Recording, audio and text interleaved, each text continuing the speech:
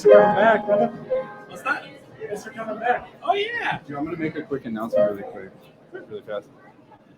Hello, Mercury Cafe. Hello, everyone. I'm so happy to see you all. We've got a little bit of time and a great show for everybody. I just want to let everybody know of a feature here at the Merc today. We're here raising money for the Mercury Cafe to make sure this place stays alive because we love it. One of the things that we're doing today is we've got the Stained mobile bookstore, which is right over there. It's that beautiful repurposed chicken coop, which is lovely and special. And it's got all these books that are worth reading.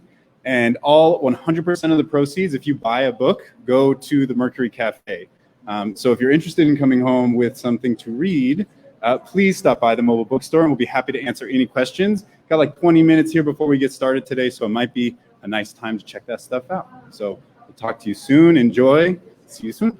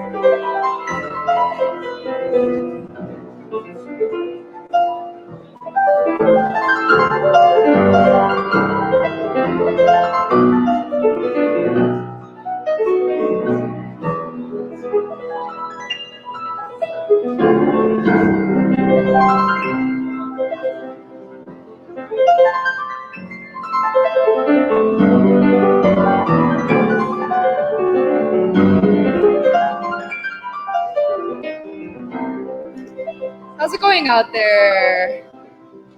Good. That was so sad. That's okay. We'll get better. Yes. Nice. Lovely. Lovely. I'm really just testing out the mic right now, but also a reminder to get food, get drinks, and get settled, and we'll get started pretty soon here.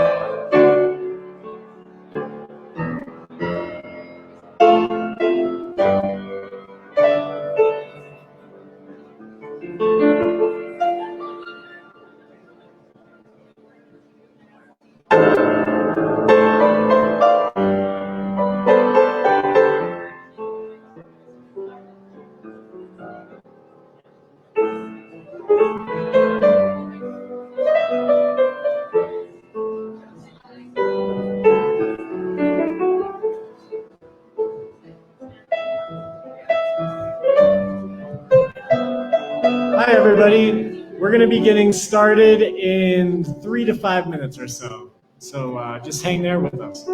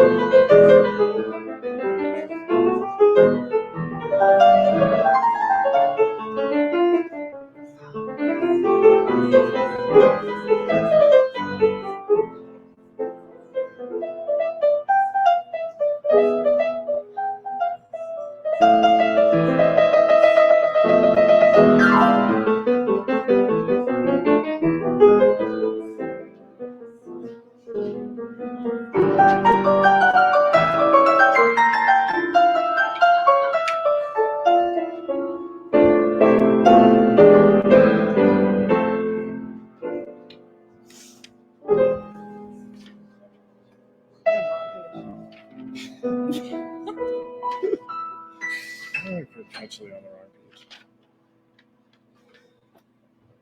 Hello. Ooh.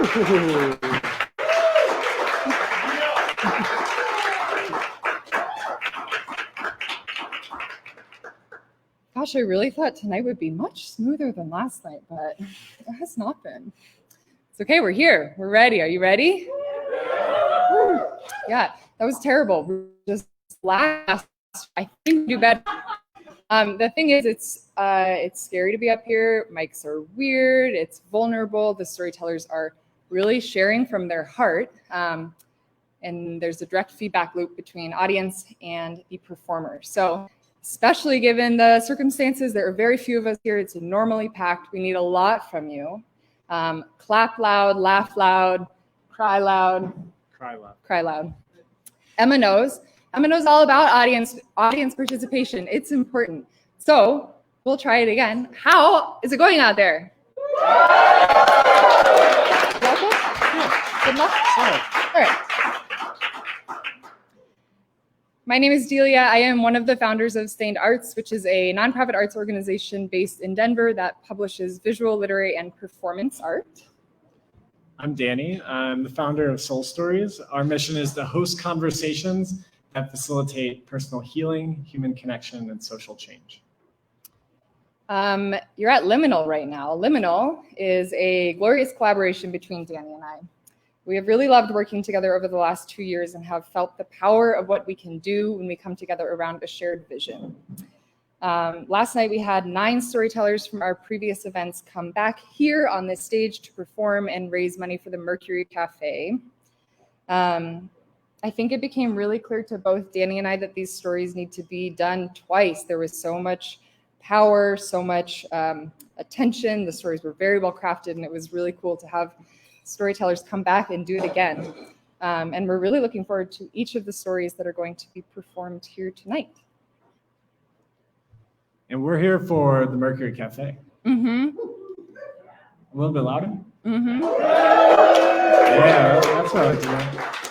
So the Mercury Cafe has been a staple of Denver for the last 30 years. And now they're on the brink of closing, which is unfortunate. No, yeah.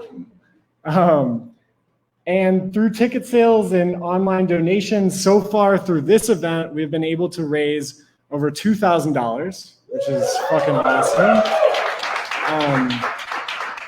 And tonight we want to raise an additional $1,000, which is a big request, but we can do it, right? We'll have a GoFundMe link on the live stream page that goes right to the Mercury Cafe. Venmo at Soul Stories if you would like to contribute additionally. And one major way you can help is just reposting the link on the Stained Arts page to your own page. That'll help us get more viewers. When these storytellers bare their soul and make the request online, we will get more donations. It's a huge avenue to do that. So if you could do it, it would be awesome. So Danny and I really wanted to run this fundraising event this weekend because we feel indebted in a lot of ways to Marilyn and to the Mercury Cafe. Our collaboration has largely lived and breathed in this venue. We feel an immense appreciation for everything that it has done for us, everything that it has given us. Each of the storytellers that you're about to hear tonight have come back here to give of themselves to you, to us, and to this venue. They're here to support the Mercury Cafe's COVID Relief Fund. It's important. We love this space, and we're really grateful for each of the storytellers for coming here and doing that for us. If you're live streaming from home, I ask that you just take a moment to consider that we're here to have an experience, and there's a lot of art and community that comes out of this venue. And we want to continue to have experiences like this and moments like the one that we are about to have. So we decided to make this live stream donation-based. We know it's not the same as being here in person, but what we are asking of you is that you consider the value of this event and of this venue and donate if you can, if it feels good. It makes a difference. It's all community here, and it takes every one of us. The Merc has been a place, yes, thanks, Emma. God, killing it. Audience participation, like her. The Merc has been a place of refuge for many. She's been a home, a source of strength, sustenance, song. She has held us through many storms, and now she needs the community to tighten around her and make sure that this pandemic does not close these doors. So thank you for giving tonight. Thank you for sustaining community here. I'm grateful for it. I know that Marilyn is grateful for it. And I know that each of us who has taken something from this place is grateful for it. I'm going to get off this stage now. I'll be back in the live stream and popping up here every now and then. And I'm going to leave you in the very caring hands of Damien.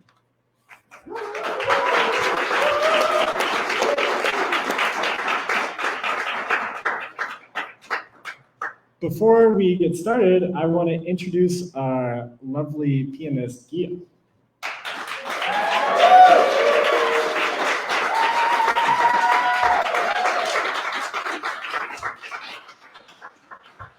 Guillaume was here last night and did an incredible job of holding the space with his piano. He's volunteering his hours.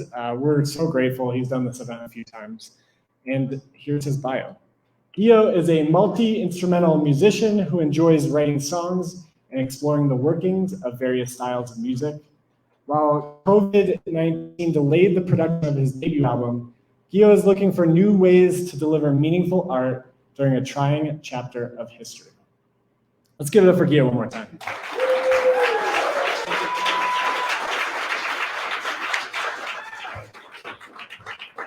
Okay, so the format tonight, we'll have 5 storytellers, a 5-minute fake intermission.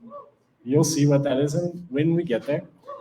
Followed by 4 storytellers to finish us up. Can I please have our first storyteller to the stage, Aries Reyes?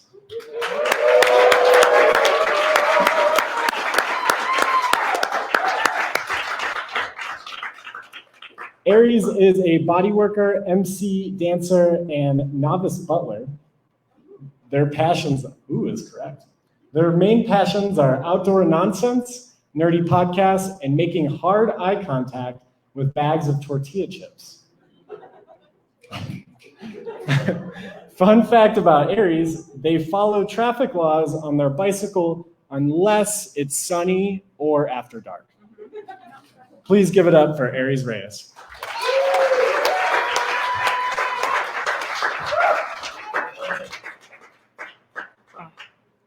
Danny, can I ask you a question? Am I allowed to say things about the Mercury? Oh, okay, cool. Hi. So this is the longest I haven't been to the Mercury in a very long time. My story is about home and community and what it feels like to have that and to not have that. And I can't think of a more fitting place than to be here in this space. I believe in telling stories, but the thing I do more is I do social dance. And so I am on this floor in a very different way most of the time. And I feel a lot of comfort literally from these floorboards and from these lights. And I remember so clearly coming up the stairs the first time I was here and just seeing this place that feels on the outside the way I feel on the inside when I dance. And to see this space full of people is one of the most beautiful feelings, and I want that very badly. And this is where I see my people. This is where I play with my people. This is where we are together, and I want that reunion very, very badly, and I want this place to survive. I feel really strongly about it. I love the Mercury. This is my other home here in Denver. Whew. Okay.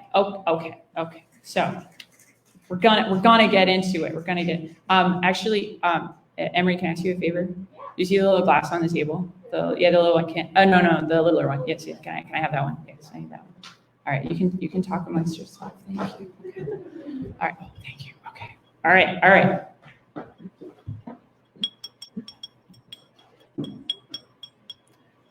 Friends and neighbors, strangers and lovers, dearly queerly beloved, it is my absolute terrible pleasure to welcome you to our last party here at the Keep.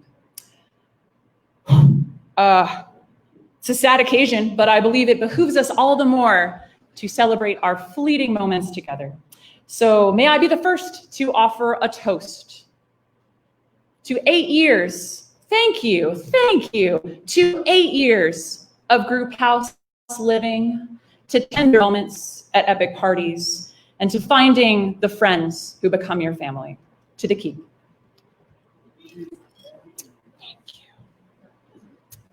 That was what I wanted. I wanted to throw the greatest party we had ever had. I wanted an elephant love medley of every ridiculous shenanigan we had ever done before. I wanted lap dance competitions, sea shanties, definitely dancing until sunrise, and an enormity of sentimental, meaningful toasts. But the thing I wanted most was to see all of my friends reunited, even my friends who couldn't stand to be in the same room at all of the past residents of the Keep in one place together.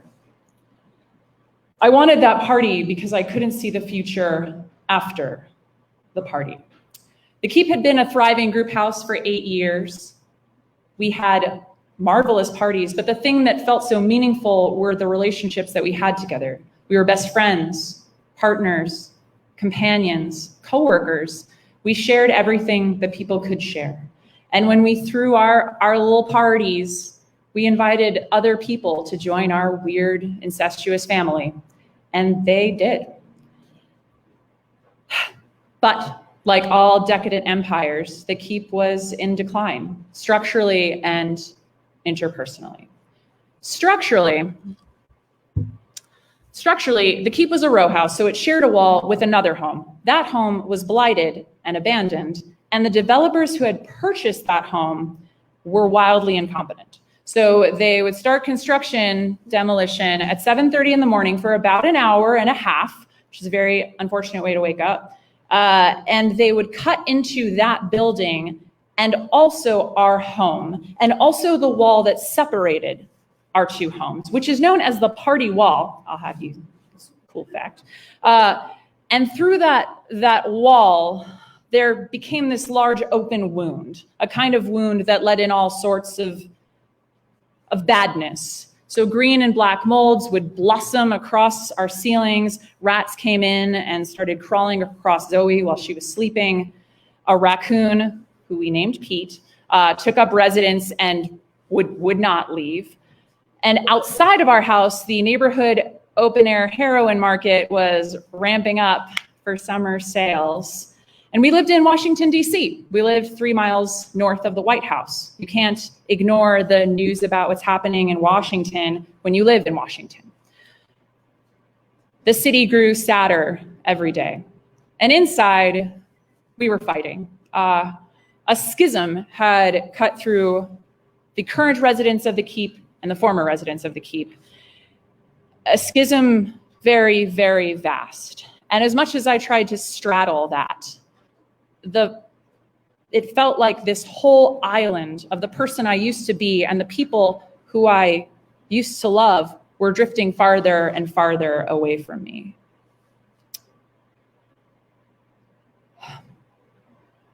We were fighting. My housemates were searching for somewhere new, somewhere safe, and I planned a party. I felt like I had a lot of empathy for those older folks who live in the floodplain, and when the waters start to rise and the weathermen tell them it's time to leave, they just like pull out the tuna fish and the crackers. I was like, I could no sooner leave my house than I could leave my skin. And so let's go to the week before the party. It's a Friday night. I was supposed to give notice to our landlord, and I didn't because I was scared. And so I fell asleep quite fitfully. And right before midnight, a violent shove hit our house. It felt like a hammer hitting my head. I woke up in a flash and I stood up, and Vanessa was at my door. Her face was entirely too pale.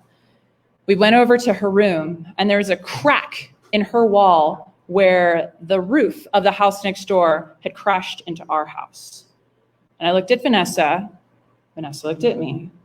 And she said, I called 911. I was like, okay, good. We all go downstairs. We all freak out. It was 6 of us at that moment. 4 crews of firefighters come through our house, up and down the stairs, assessing the structural integrity of our home. And after much firefighting deliberation around 1 a.m., the chief said that we had to evacuate until an inspector could come through. And so we separated in 2s and 3s. And to me, that was the more shocking part of it, to be separated, to be without my pack in our moment of crisis. 2 days later, on Sunday, we snuck back into our own house to have a house meeting. We talked about the inspector. We talked about giving notice. We talked about our relationship with our landlord. The mood was despairing. And I, in all seriousness, asked, should we cancel the party? And my housemates had the same reaction. And so I said I would. But I waited. I waited until the next day for the inspector to come through and to say that our house was structurally stable. I waited to talk to each of my housemates to beg them, not for a big party, just a small gathering, just a few people, not dancing until sunrise, just us. And they all very reasonably did not want to put any energy into that. They wanted to move. They wanted to move on. And Vanessa did too, but she understood me and what I wanted. And she said, let's do it. I'll lead a ritual. I'll lead a grief ritual. T-0, day of the party. There is also a ritual to preparing for a party. And in that ritual, there's cleaning everything. There's scrubbing all your toilets. There's sweeping all your floors. There's pulling out all the weeds out of the back patio that have been growing there for a very long time. And so there I am, in the back patio, pulling out the weeds. And I could hear the door opening and closing, that slamming. And then all of these sweet people coming in from everywhere. But I started to hear this laughter. And the laughter wasn't of the people who are arriving, but the laughter was of people who were long past, who had moved, who were friends who I had lost. I could hear Phoenix. I could see her dancing in the living room to Sam Cooke. I could hear Harris's laughter, so infectious. I could hear Matt as he was giggling. I could think of Marshall and Steve teasing each other in their laughter, bickering, charming, awful, beautiful way. I thought of my friend Hendo sleeping on the couch. I thought of all these things, and I started to cry, but it wasn't like crying. It was just this these big wet bulbs falling down my face continuously. And I just had these little bits of weeds in my hand. And I couldn't face anyone. I couldn't talk. I couldn't move, but I had to move. And so I rushed past the door where all of my friends were coming in. I ran up the stairs, which were mostly structurally sound. And I went into my bathroom and I turned on the shower and I sat in the shower until everything that was coming out of me was the same as anything that could be coming into me. And then I put on my costume and I put on my face and I became an impeccable host. Hey, how are you? How's it going? It's good to see you. But it was really good to see you. It is really good to see you. It really does mean a lot to me. And it was a small party, but it was enough. It was enough for a party, and it was enough for a ritual. 10 p.m. rolls around. Vanessa gets the vibe that it's time. And we form a circle. And in the circle, we're all holding our glasses.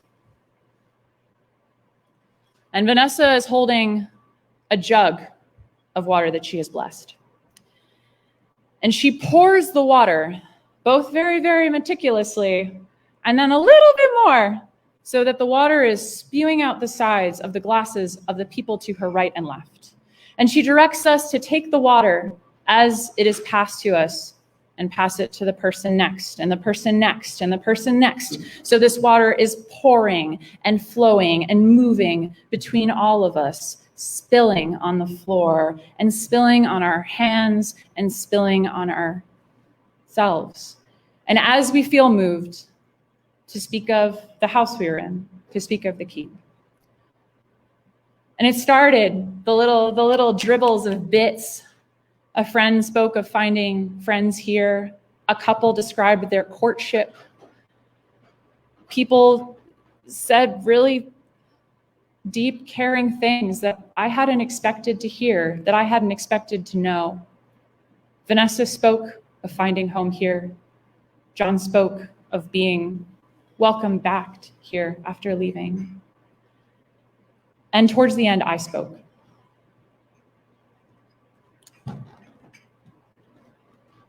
Friends and neighbors, strangers and lovers, thank you so much for coming to my home. It really means the world to me. I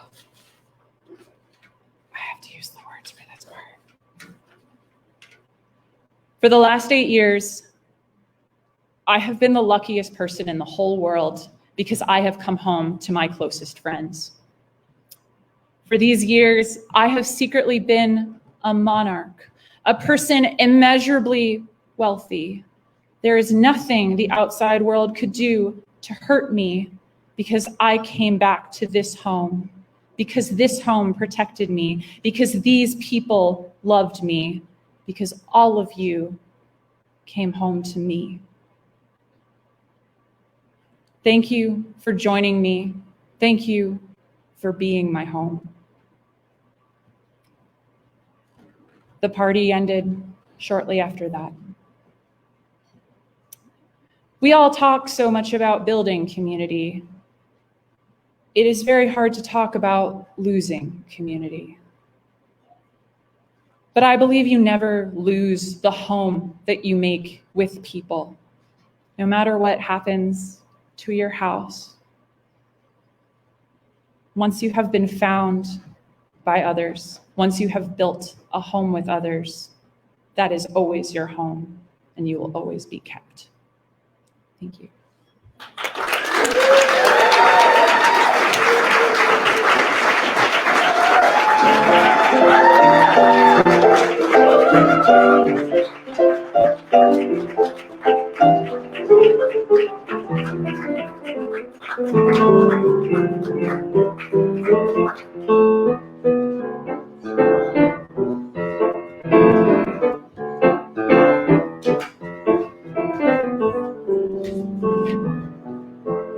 Give it up for Aries Reyes one more time.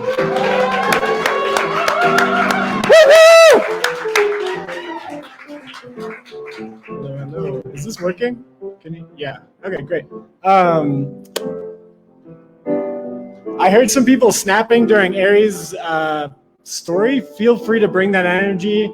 Feel free to give some claps and snaps and hoots and hollers during the story. More energy, the better, as Delia said. And now I would like to welcome our second storyteller to the stage, Brice Maiurro.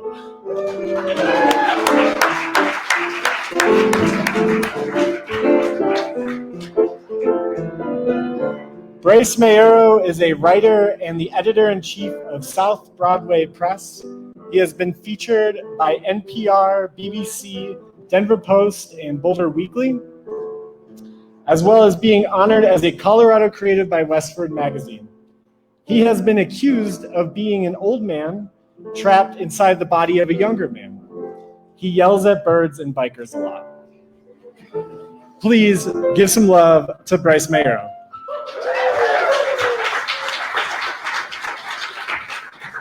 All justified, the birds and the bikers.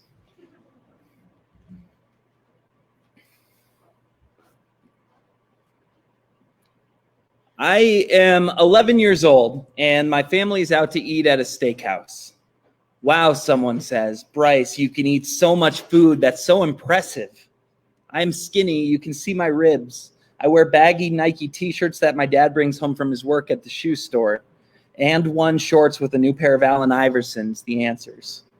My dad and I play basketball on the weekends. We bring a boombox to the basketball courts outside of the church down the street and listen to jock jams. My dad tells me I played basketball in high school. I was shorter than the other guys, but I always hustled. I miss a shot in a game of horse and go to run after the ball. Good hustle, my dad says to me every time. Good hustle, good hustle. I get a lot of attention from the girls in school, but I am incredibly shy. When their friends tell me their other friends have crushes on me, I freeze up. I don't say anything back. I've always either been way too silent or way too loud. Maybe that's why I found my way to poetry. Sometimes it feels like an exercise in determining when to speak and when to listen. My mom helps me get ready for school. You're so handsome and smart, she says to me. You're going to find yourself a good girl one day. Throughout elementary school, I was a straight A student. I had the privilege of my mom being home with me, walking me through assignments, helping me make a baking soda volcano, or to design a cool Valentine's Day card box. I was cheered on for so much of my younger life. The oldest grandson on my mom's side. Brice is such a great older brother. He'll make a great father someday. Brice is so good with his cousins. He's so smart. I'm sitting in the back of a high school classroom, fumbling to get my papers into my backpack at the end of the class, somehow always the last kid out of the classroom. Brice, says Mr. Muldrow, you're so smart. You participate in class and you understand the content, but you don't do your homework. You have so much potential. I can still hear the voice in my head on repeat. You have so much potential. I am made of potential. It's a hard balance to breathe in the oxygen of what you can be, but not be strangled by what you are not. I am lying in what is almost a fetal position in a study lounge at Metro State University. I'm sick with depression, half asleep, tucked into something of a coma in my headphones. Elsewhere in the school, there is an empty desk set aside for me with so much potential. A professor calls my name in philosophy class, but I'm not there to hear it. I am not speaking. I am not listening. The campus is cold in the fall. Some days I don't even make it to campus. Some days I lean back the driver's seat in my car, stationed at the Englewood Light Rail Station, and I sleep. I just sleep and I sleep.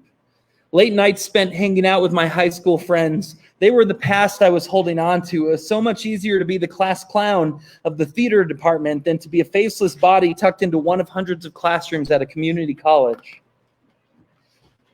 I start to gain weight. My body does not react the same way it did in high school to the terrible food I am putting into it. Years of encouragement to eat as much as I can have me in a relationship of food, of comfort. I derive a sense of power from eating food. This is something I can control. When I am hungry, there's a sense of not having control. I eat quickly, almost desperately, and it seems the more insecure I become, failing out of college, gaining weight, generally taking terrible care of myself, the more I spiral downward. The thing about writing poetry is it is always there for me. It is consistent. I can do it pretty much anywhere. It requires almost no resources outside of myself, and I am able to be outside of the moment when I do it. I'm able to step outside of my body and say to myself, I am being a self-destructive person. I am able to step out of my body and say to myself, I am being controlled by my impulses and anxieties. And I am allowing my fears to control my path. And I'm able to say, I am not just the story of a handsome, intelligent boy who has a girl waiting to find him. I'm so much more than any of this. This is revealed by the poetry, by this continuing exercise in viewing myself outside of myself, this meditation, this room to breathe. For years, I attend open mics and poetry events, and I am able to pull back the curtains on this society. I hear the voices proclaiming over and again a strong sense of personal truth. I hear anti-capitalist poets push back on working to survive. I hear queer poets challenge the notion of gender roles, opening doorways for anyone to be whoever they wish to be. I hear feminist poets find empowerment without detriment to others. One by one for years, I watch how these poets' words and actions dismantle a society that perpetuates ideologies that do not serve the people who reside within it. Poetry saves my life time and time again. I was not put on this planet to work a normal 9-to-5 job, to climb the corporate ladder, to be handsome by societal definition of handsome, to exhaust myself in the expectations that someone else set for me. I am so much more than all of this. I'm here to say to you that for the first time since I was a child, that I love my body. That when I look in the mirror, I see how in the struggle to lift myself up, my shoulders have grown so strong. That my large hands were not born to control anything, but to nurture, large enough to bring in a community, to grace a lover's back after a long day of fighting back against this machine. I'm not trying to rid myself of my belly. I wish to be full of the right things. I wish to be warm.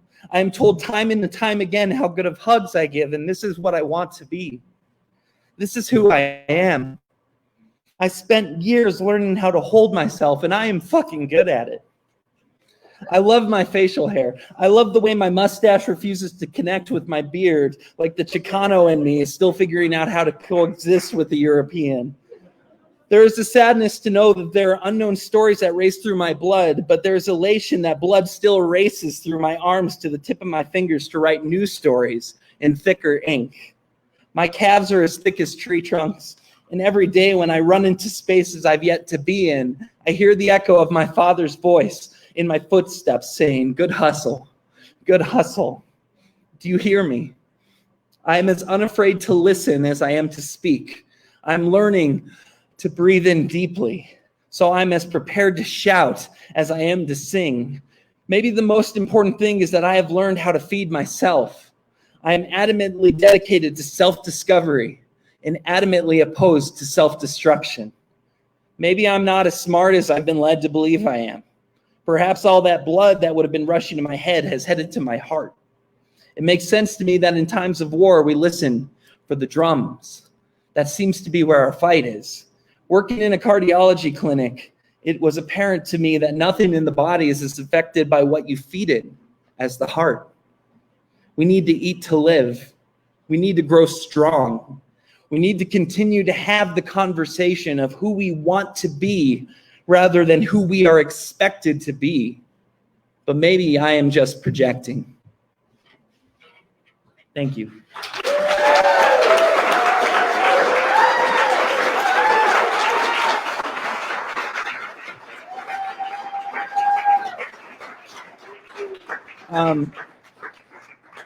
Speaking about Mercury Cafe is, as I'm sure it is for just about each and every one of you, an incredibly emotional thing for me. The Mercury Cafe is in this story that I just read. In those poetry mics I've attended for years and seen the people I've come to look up to, seeing them on stage in this building. Ken Arkine comes to mind as someone who I saw in how they were existing in community and being inclusive and bringing people in and making space and an understanding that having the opportunity to stand on a stage and share your words is something that can lead to incredible things in a person's life. And the Mercury for decades in all of its forms has really spoken to that value, and it's important.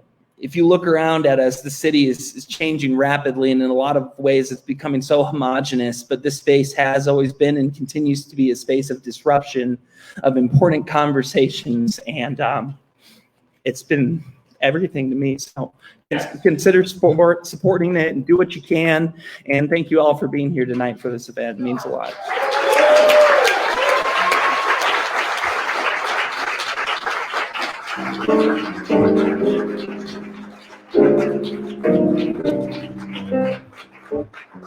That was really beautiful, Brice. Thank you. Give it up for Brice one more time.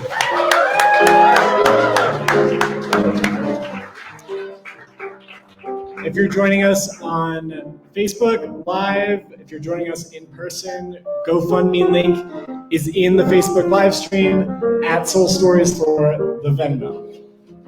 Can we please welcome our third storyteller of the night, Jonathon Stalls, to the stage.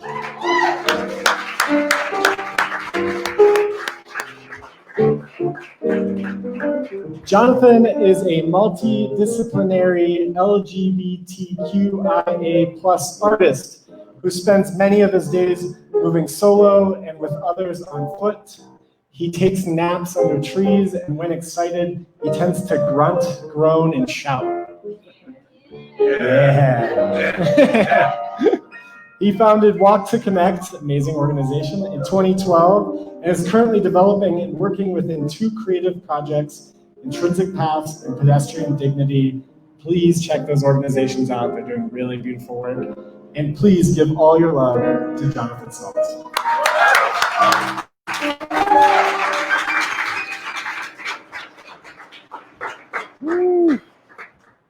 Thank you, Danny. Thank you all. Thank you, Brice, for your beautiful words. Just feeling Brice's words. So thank you, brother. So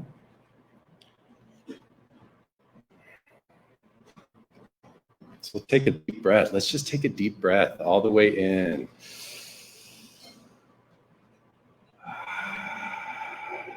Slowly out, as you are, as we are. Our arms are swinging, and the landscape is slowly moving alongside of us. The fresh Colorado air wraps itself around our cheeks, our breath, and our bodies. The sky is big and open. It feels good to be outside, away from the walls. Our walking group met every Thursday around 10:30 a.m. for 2 years in the sprawling and concrete-covered corners of Southeast Denver.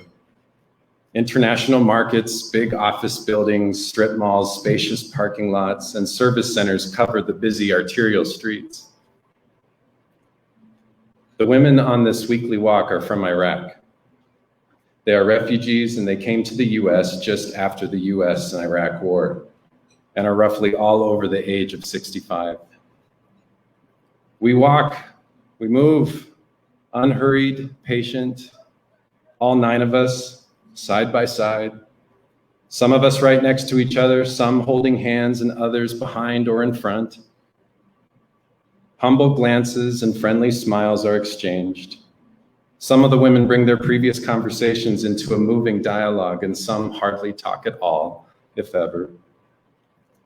We seem to subconsciously agree that there's enough in the outside world keeping our attention and connection without words. Most of the women are Muslim and wear colorful or all black hijabs. A few of them are Christians, many with uncovered strawberry blonde hair. One of my favorite things to witness before we set out on our walks is seeing the many different religious expressions, sharing breakfast together at the same table.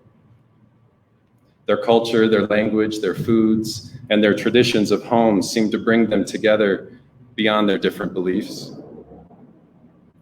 Most of these families fought on the side of the US during the US and Iraq war.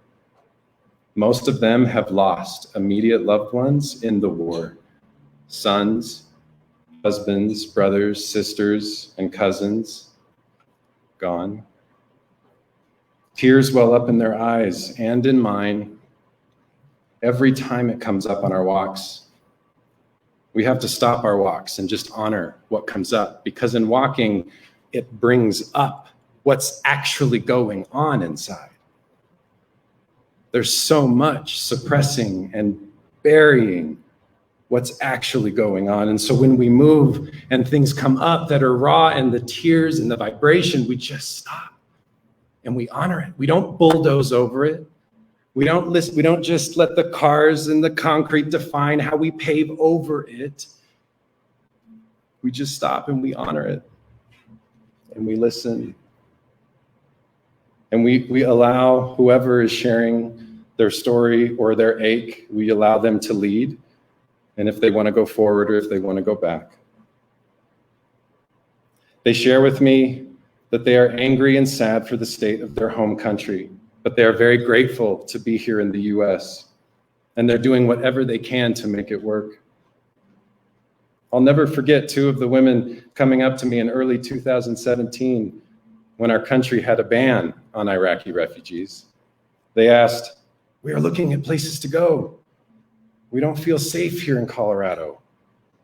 We feel there are better states to live in. What do you think, Jonathon? Would Oregon be better for us? Please tell us, we'll move, we're ready. Do you know people in Oregon?"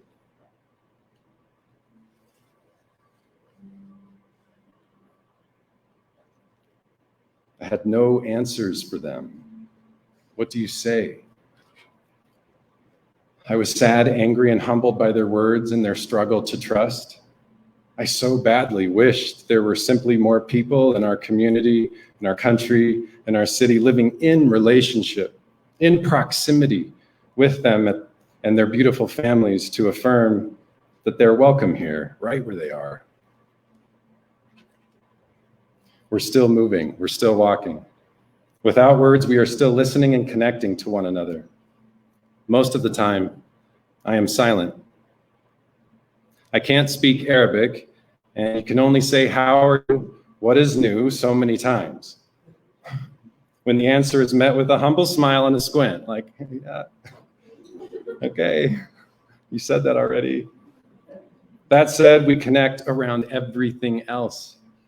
I pick up sticks, point out plants, encourage stretch motions, offer up dance shuffles, and more. We laugh and we move. Nature in one another's company feels good, and it's always enough.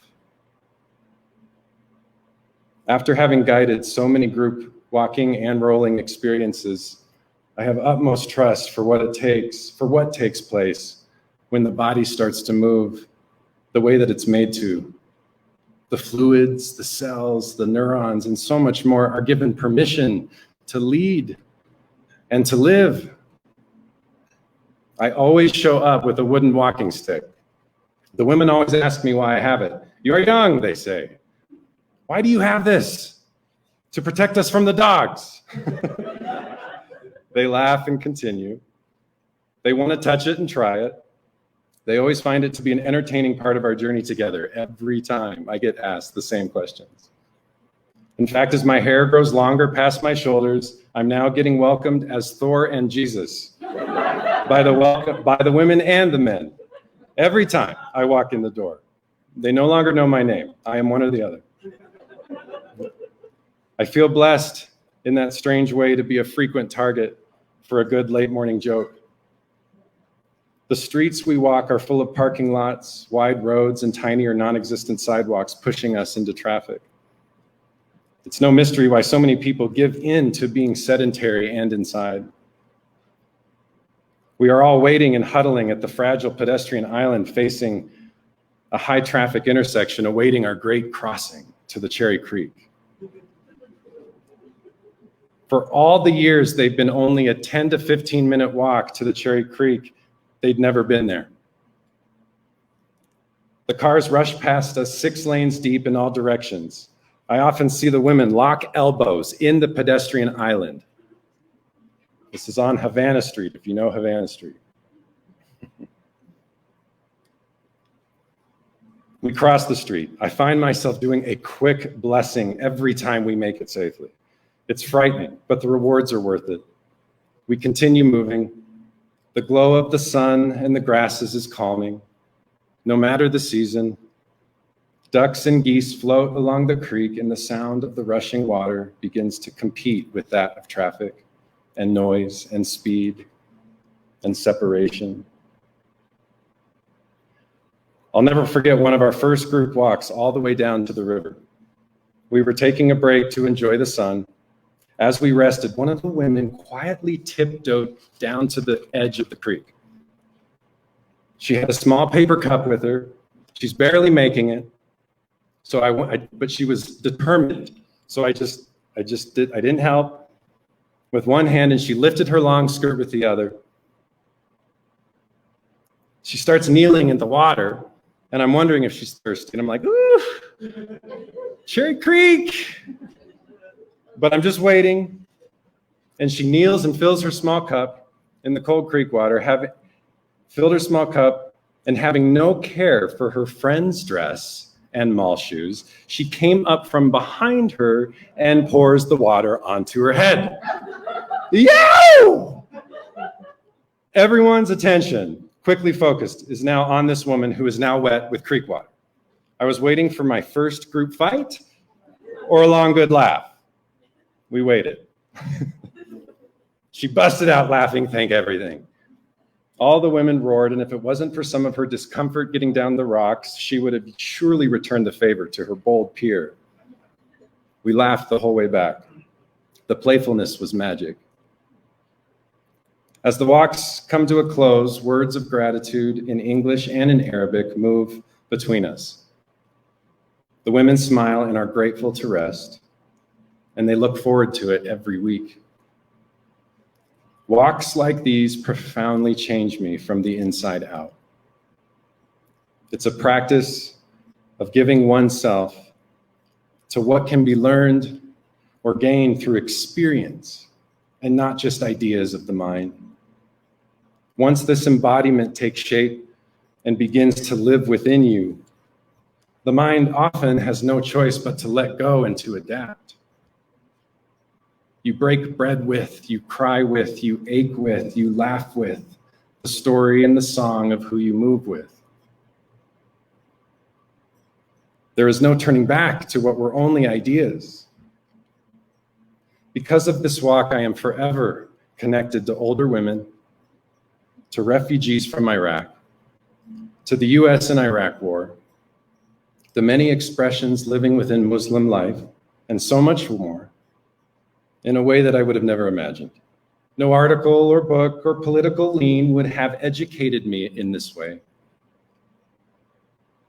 I'm no expert, but I am sure, especially after all of our walks, that the questions, the mysteries, the relationships, and the spaces between what we deem is right and what we deem is wrong are more important than ever.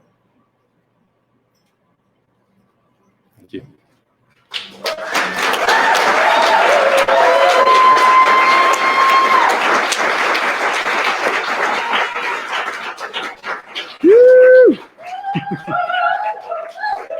My mouth is dry. So I just want to share a quick blessing to the Mercury Cafe, a quick story. My father, so in the 90s, just across the street practically, was the founder of The Spot. How many of you know The Spot or knew of The Spot or went to The Spot? Anybody in here? Okay, right on. This was an unbelievable space that was open till 3, 4, 5 in the morning.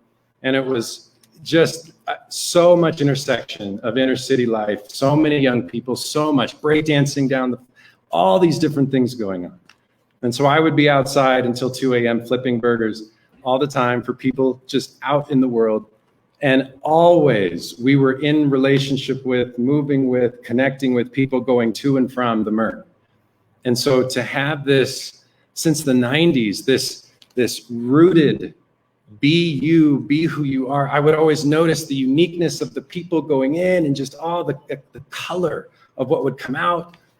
And so just this extra like invitation to be a blessing upon something that tells a human story of diversity and color and radiance and radical acceptance, radical as rooted acceptance, radical as the Merc's not going anywhere. So let's not let it go anywhere. Let's keep it, let's hold it, let's root it, let's nourish it. GoFundMe page, share the live video, do what you can. And it's Mercury Cafe Venmo. All right.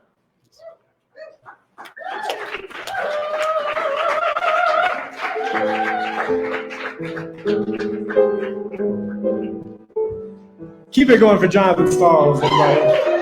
Woo-hoo!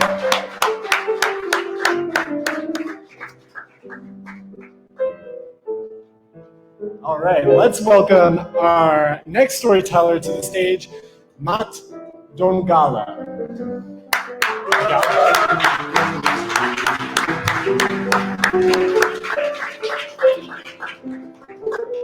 want to come up?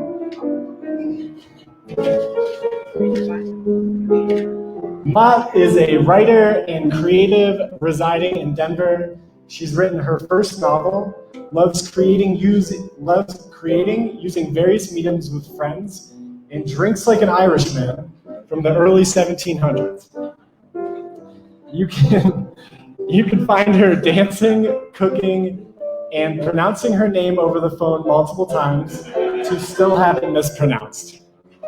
Please give all of your love to Mott.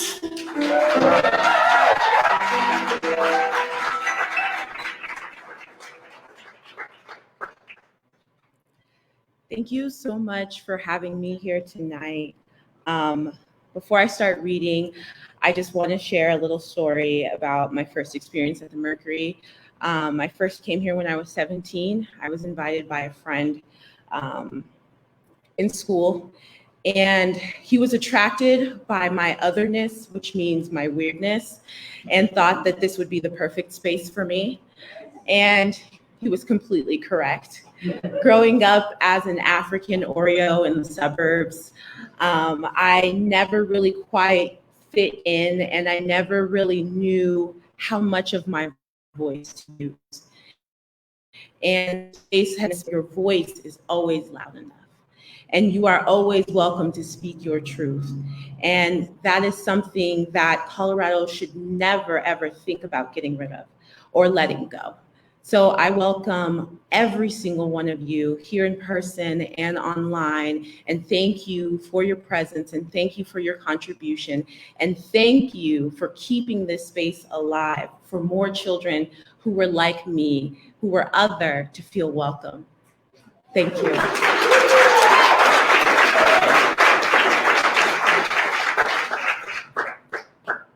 To write about anything that has to do with my life, I have to first talk about my mother and God. See, my mother is a God-fearing, note the word fear, not love, woman. She was raised Catholic. And I only say that because people who are raised as Catholic, in Congo at least, were basically agnostic at best. At the maiden age of 18, she fell deeply and passionately in love with the man I call my father. Now, a good Congolese girl doesn't date. Therein lies the risk of premarital sex and pregnancy, the two P's that will keep your celestial body in purgatory or worse. A good Congolese girl waits and lets God guide the right man to her.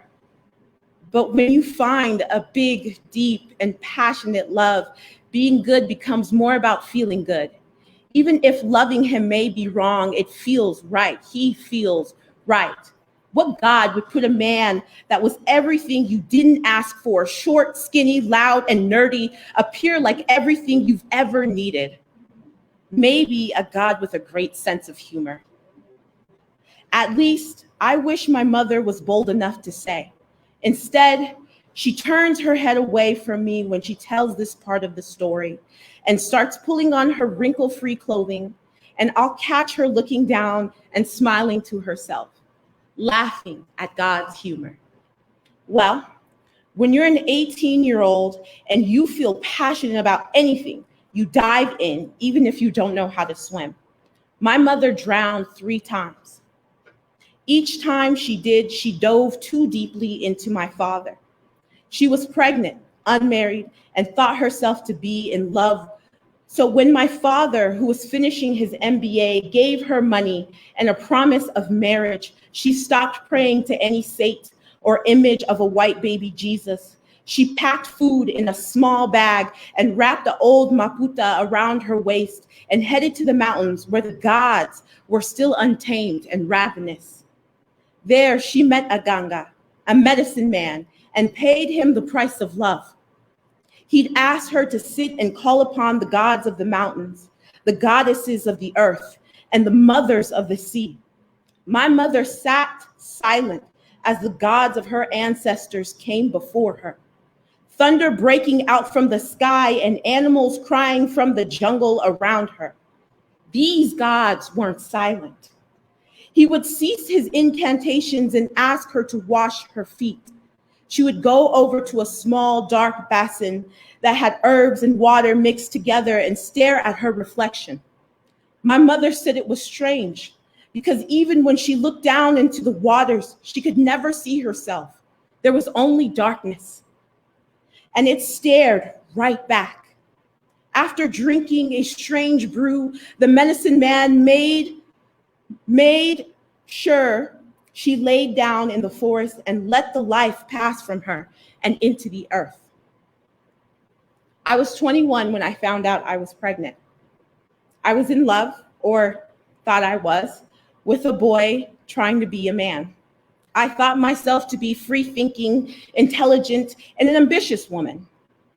I had finished school and always wore condoms and rarely swiped right on Tinder. I was pregnant at 21 and an adult woman by society terms, but in those moments, I felt more like a girl than a woman, more lost than I would care to admit, more my mother than myself. Later, I understood that life is like a map. If you can't read it, you're fucked. So most of us point to random locations or go whatever direction feels right at the time. And when we inevitably get lost or hurt, we blame God. You told me to go this way. Then there's someone or something to blame for when life happens or we screw up. It's easier to say God told me instead of just saying the truth, that I was in over my head, that I couldn't tell if I loved him or if it was the hormones, that I was so scared and I missed my mother. I would stay up at night, touch my small bump and think to my mother in that forest, how she probably cried thinking about her mother and the mothers who came before her. I thought about how that pain never really leaves you unless you let it. I knew I couldn't keep the pregnancy, and I knew no promise of marriage or a future would suffice, so I made an appointment and went to a godless place. There was no jungle or witch doctor. Here, only beige furniture and David Bowie playing on the overhead. I wait till it's my turn to be called, trying not to touch my bump anymore and keep my fingers still. Picking up magazine after magazine, trying my best not to look too hard at any girl around me. I want to appear calm and together. I wanted to be strong. I pretended to read about Rihanna's new music while trying not to shake at the sounds of the girls crying, echoing through the vents. I flip through the magazines as my heart races and sweat trickles down my back. More time goes by and I can feel myself overheating and my mind keeps racing. Was I going to hell for this? Was this the right choice or was I being selfish? The clock kept moving and my name still wasn't called. I tried getting comfortable to sleep and unconsciously I start rubbing my belly. Finally, it's my turn and I leave David Bowie and meet my doctor. Feeling sick and hungry, I take the pills and go to another waiting room. This room has no music, just girls screaming and crying. There's no boyfriends or family allowed here. Each one of us are alone as life passes from us. There's a mirror near my seat and I investigate it, seeing nothing. I look again and see my reflection finally, but I kept stopping and staring at the fear that was creeping through me. Grabbing my headphones, I stuffed them in quickly, trying to drown out the emptiness. I closed my eyes and let the pain begin. My mother was 33 when she had me. Between having my second oldest brother and me, my mother had several miscarriages. She'd wake up in the middle of the night and sense some wetness between her legs and find that she was covered in a pool of her own blood. She'd cry for only a day or so and clean up the sheets herself and head to the neighboring hospital waiting for the doctors to tell her the same thing. They told her she wouldn't be able to conceive anymore, something about her ovaries and cysts found on her tubes. My mother didn't really care. And she told the doctors that she would be having a girl, and that was that. I think my mother wanted someone who looked and talked and sounded like her, someone to dress up and have tea dates with. She prayed for a daughter, and one day, God sent you down to me. She would always say, I was her easiest and happiest pregnancy, at least so I've been told, but I was stubborn. I stayed inside her way past my due date and arrived the first month of the new year on the 7th day. If any of you know the Bible, you know that 7 is an auspicious number. In Genesis, the first book of the Bible, God completed the earth and rested on the 7th day. It is a number that signifies spiritual perfection, completion. So with my birth, my mother was finally whole. Then I got sick. I couldn't keep down any of my milk or food they fed me. My mother tried many herbs and remedies in hopes of giving me nutrients, but my body violently rejected it.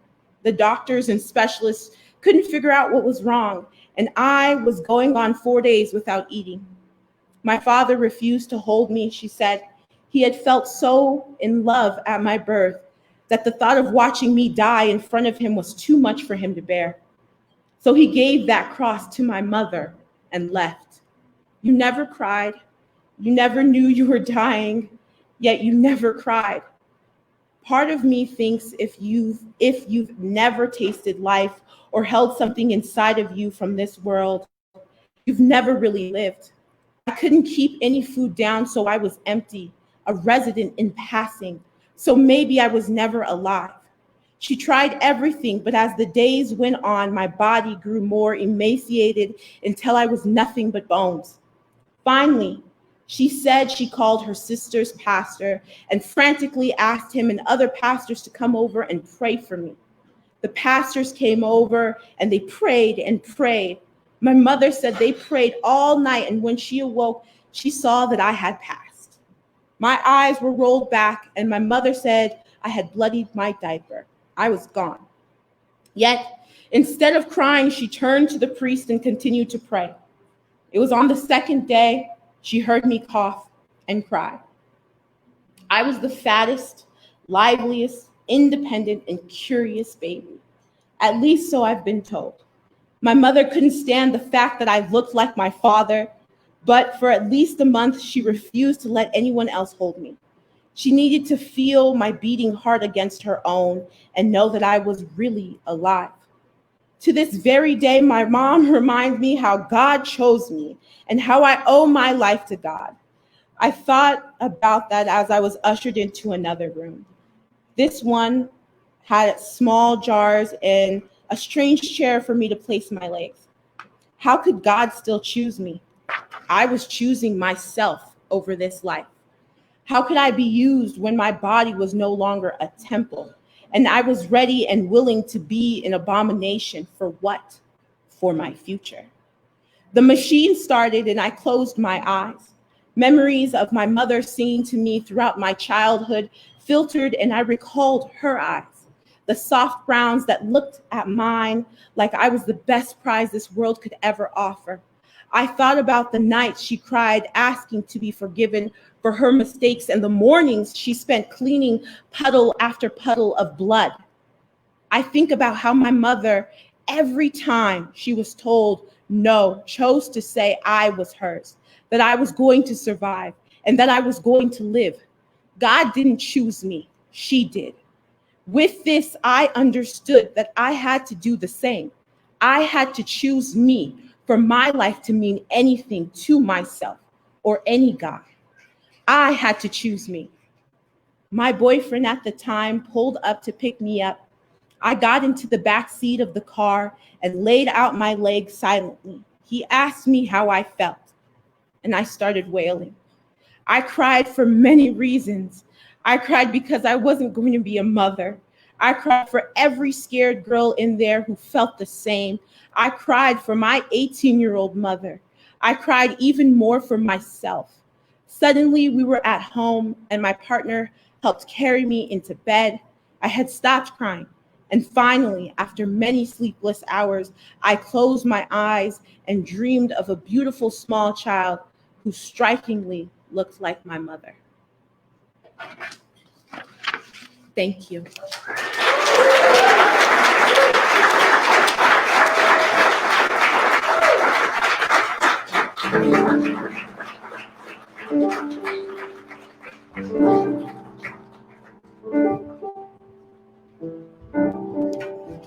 Wow. Give it up for Mott one more time.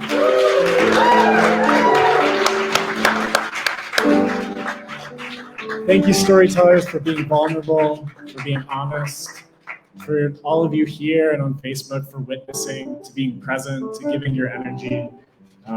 This is a really beautiful evening so far, and I'm excited for the rest of the storytellers. Can we welcome our fifth storyteller to the stage, Mackenzie Broderick. Give her a round of applause.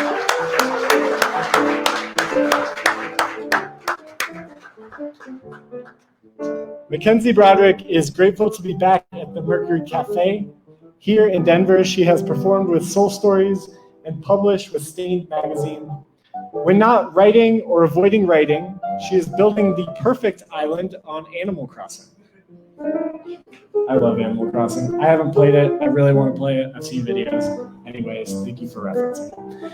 Please give all your energy to Mackenzie Broderick. Is this good?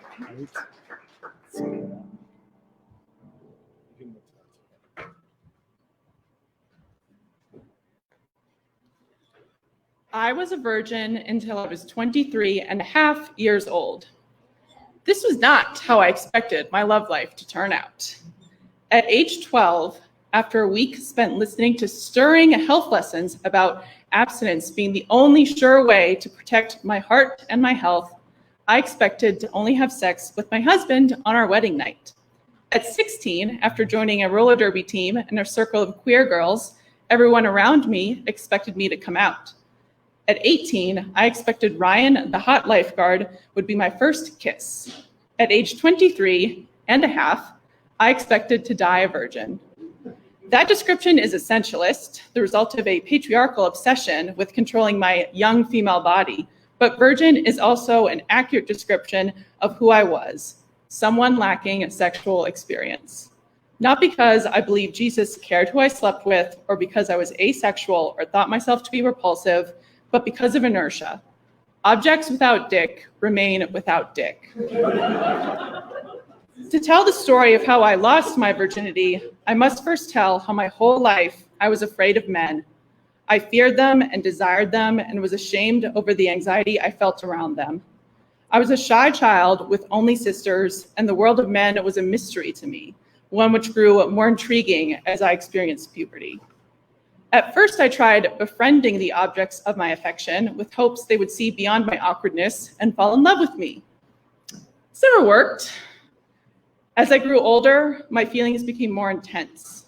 Whole relationships could play out in my head, and whenever I did muster up enough courage to ask out a crush, he said no. This only made men's approval more vital as I spent endless hours analyzing my face and my clothes and the sound of my voice, agonizing over why nobody I wanted me back. My friends dated and entered into serious relationships, and worse than the feeling of thwarted desire was the feeling of being left behind. How could I fully enter through the gates of adulthood without romantic and sexual experience? I did not even masturbate. The pleasure of sex for me was akin to the pleasure of being desired, and I lacked that. Although I knew I should be able to give that to myself, I was stubborn. I wanted it from a man who wanted me. Even when I finally started dating as an adult, my inexperience became like the third presence on every date, every kiss, everything. Going out with various guys, the gym rat, the ski bum, the grad student, was not only about exploring if we were compatible or not, but also about if this was the person I could finally have sex with. Did he only want my body? What if realizing it was my first time put too much pressure on him? What was wrong with me that I was still a virgin? I told myself I wanted sex with someone I trusted, that security was the feeling which mattered most. But I was 23 and a half when it happened. Now I can admit what I could not then, how what I really wanted was sex with someone who loved me. The night I met the man I fell in love with, he asked me to dance. Hand in hand, our bodies seemed to understand one another's. With him, my interior monologue quieted, leaving just the two of us. I was inexperienced, but I knew he was a man I could trust. 2 weeks later, he told me he was still married. The day before I learned that, I'd given him my first blowjob. I shouldn't have let you do that last night. I felt horrible after. He told me this while we were at the Cherry Creek Reservoir, and I was wearing coral pink shorts over a one-piece bathing suit with 2 words written across the chest. Beach, please. Beach, please. Sweat gathered under my breast to create an underline beneath the words. Beach, please. The Cherry Creek Reservoir wasn't even a beach. It was empty Pepsi cans and a fetid body of water. He was still talking fast, his words buzzing around me like the heat. Separated, living separate lives, didn't mean to lie. All this time spent waiting to find someone I trusted, reading entire articles about how to give out of this world exclamation point blowjobs, Googling the differences between a circumcised and an uncircumcised penis because I needed to be certain of the heavy machinery I was about to operate. All my expectations poisoned with this lie. My actual first time giving oral sex was not out of this world exclamation point. How could it have been? Between the worry about hand placement and suction and nose breathing and controlling gag reflex while not biting down, then the sweat because my studio apartment had no air conditioning. Of course it sucked. I'm not a bad guy, he kept repeating. I didn't say anything back. It was almost like he wanted me to comfort him. He turned ugly before my eyes. Ugly like this beach, littered with plastic bags and broken branches. Right then, I hated him. He had committed the worst kind of sin, worse than lying, by taking something rare and precious and reducing it to a cliche. To get away from him and his explanation, I waded into water as dirty as me and the semen-stained sheets back in my apartment. On the drive back to Denver, I stared out the window. All the people we sped by were surely tranquil, free from guilt, normal people who had no doubt given their first blowjob at 17 in their boyfriend's basement while the Red Hot Chili Peppers played. But my thoughts were interrupted when he suggested we stop for ice cream. This was a blatant attempt to cheer me up, like a child whose parents announced their divorce. It's true I'm still married, but have some soft serve. I wanted to escape, but I also wanted him to look at me with the same love he had spoken about his soon-to-be ex-wife with. They had loved each other, and it still hadn't worked between them, and there was a void in my stomach where I ached for that love for myself. So I said yes to fill the emptiness with ice cream, McDonald's Kids Cone, vanilla. The heat made it melt quickly, disintegrating the paper wrapper and rendering the cone soggy as wet cardboard while I frantically licked, with a lot more deftness than I'd shown the night before. Before the day on the beach, before the blowjob, before sex of any kind, I admitted, blushing, that I'd never seen a naked man before. And we rushed back to my place, and I sat on the bed and watched while he carefully undressed and then stood before me, proud, maybe a little shy, because I was too. Because I never expected that, how naked bodies both attract and repel, how the closer we approach one another, the more forceful we can push away, how thin the fault line is between you hurt me and you're in my heart.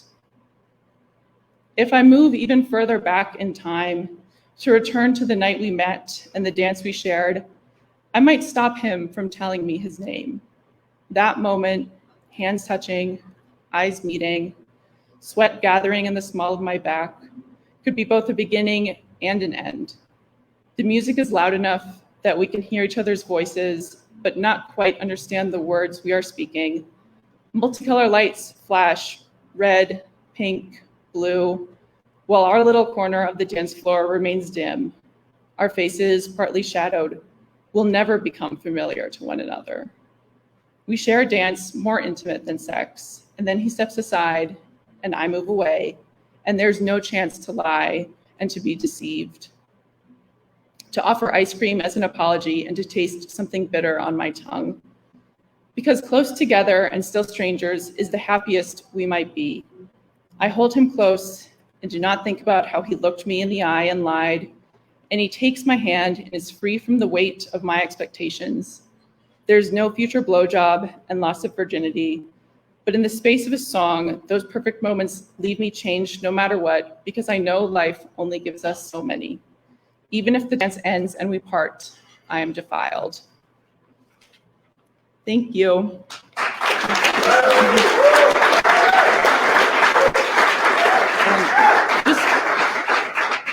Thank you also for tuning in, and for everyone here and everyone watching. Please consider supporting the Mercury Cafe.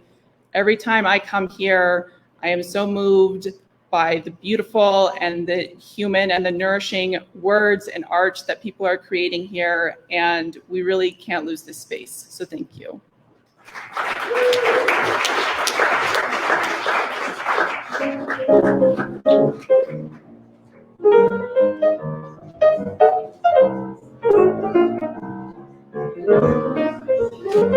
Give it up again for Mackenzie.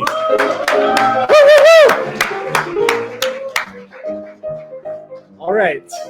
The fake intermission has been replaced by a real intermission. So you won't get to know what the fake one looks like. You can watch our live stream last night to know what it looks like.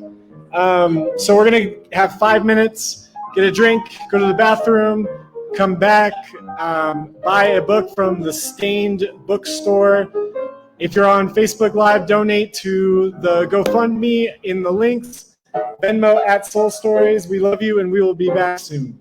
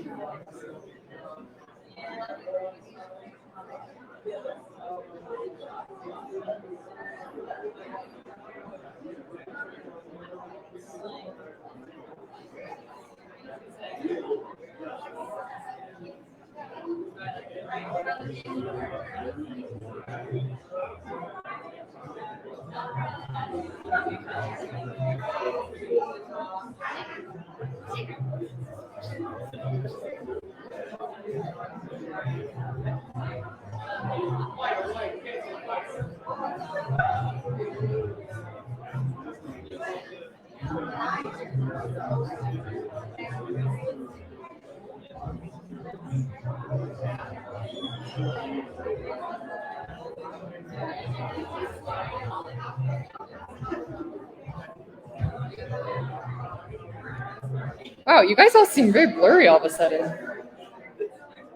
Maybe my contacts are falling out or something. We can come gather back and take a seat. I think we'll get started in one moment. We're going to have Marilyn say a couple of things, but we'll wait until you settle and read. And hopefully you're well seated.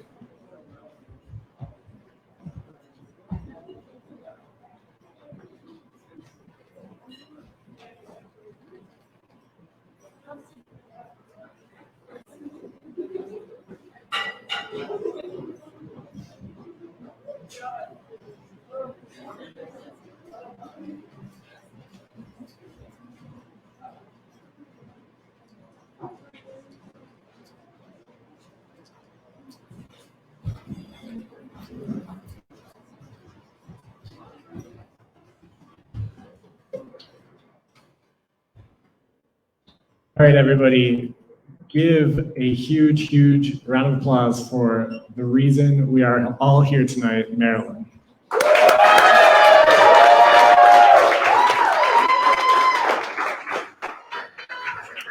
Thank you all very much. I'm pretty old, and I've been fighting for the Mercury Cafe for 45 years.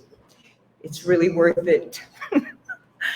And with all this community support, I want you to know that I feel really strong and up to the challenge. And with all of you, all of us, we are so strong. Thank you.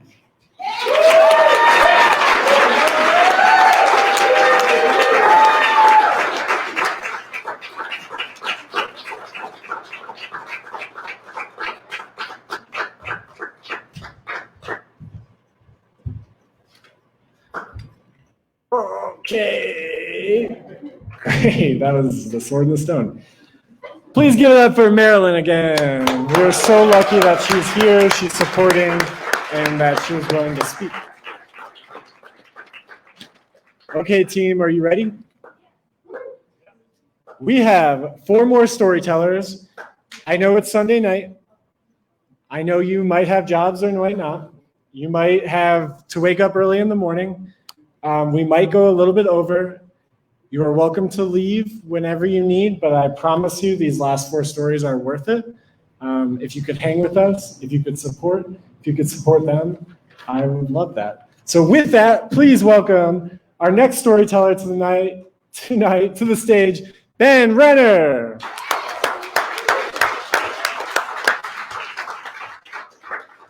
Ben Renner is a writer based in Denver. He lives with his family, his wife, their dog, and their thriving ecosystem of garden vegetables. Keep the claps going for Ben.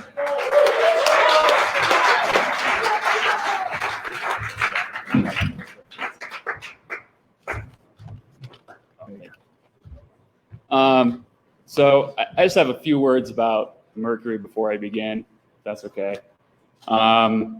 So I don't read my work aloud a lot.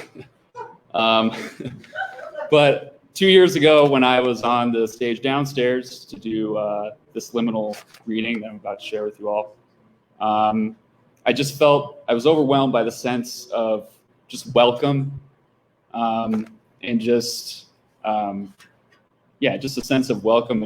And it always felt like a place where everyone could be vulnerable with each other and be intimate with each other and share their beautiful writing with each other.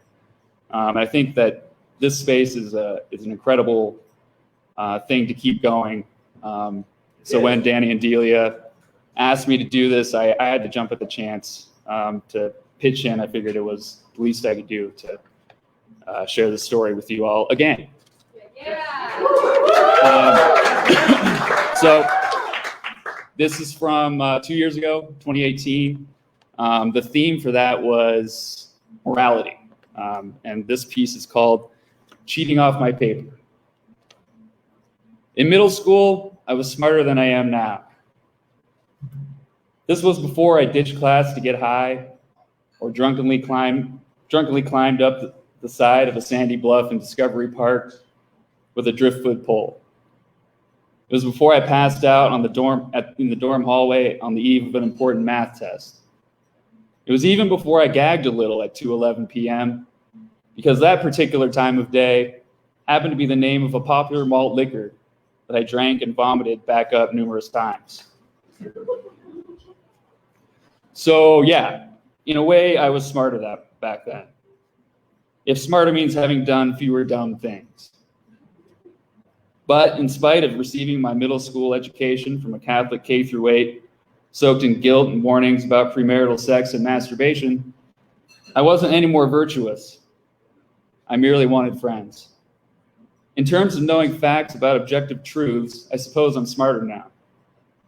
I've learned an encyclopedia of lessons, both inside and outside the classroom since then, which I can now call upon as needed. For example, public speaking. But this isn't about how smart or even how moral I was at age 12.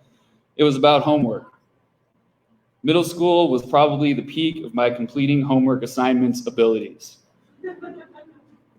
And with every ability comes the choice of how exactly to use it.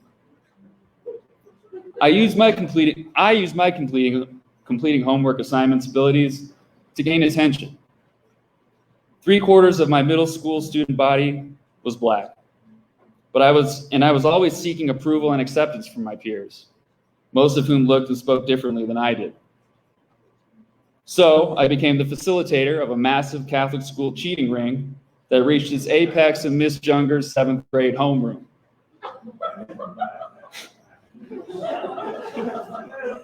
And I, like millions of white boys before me, found a way to use my skin tone to my advantage, even though my paleness made me a minority.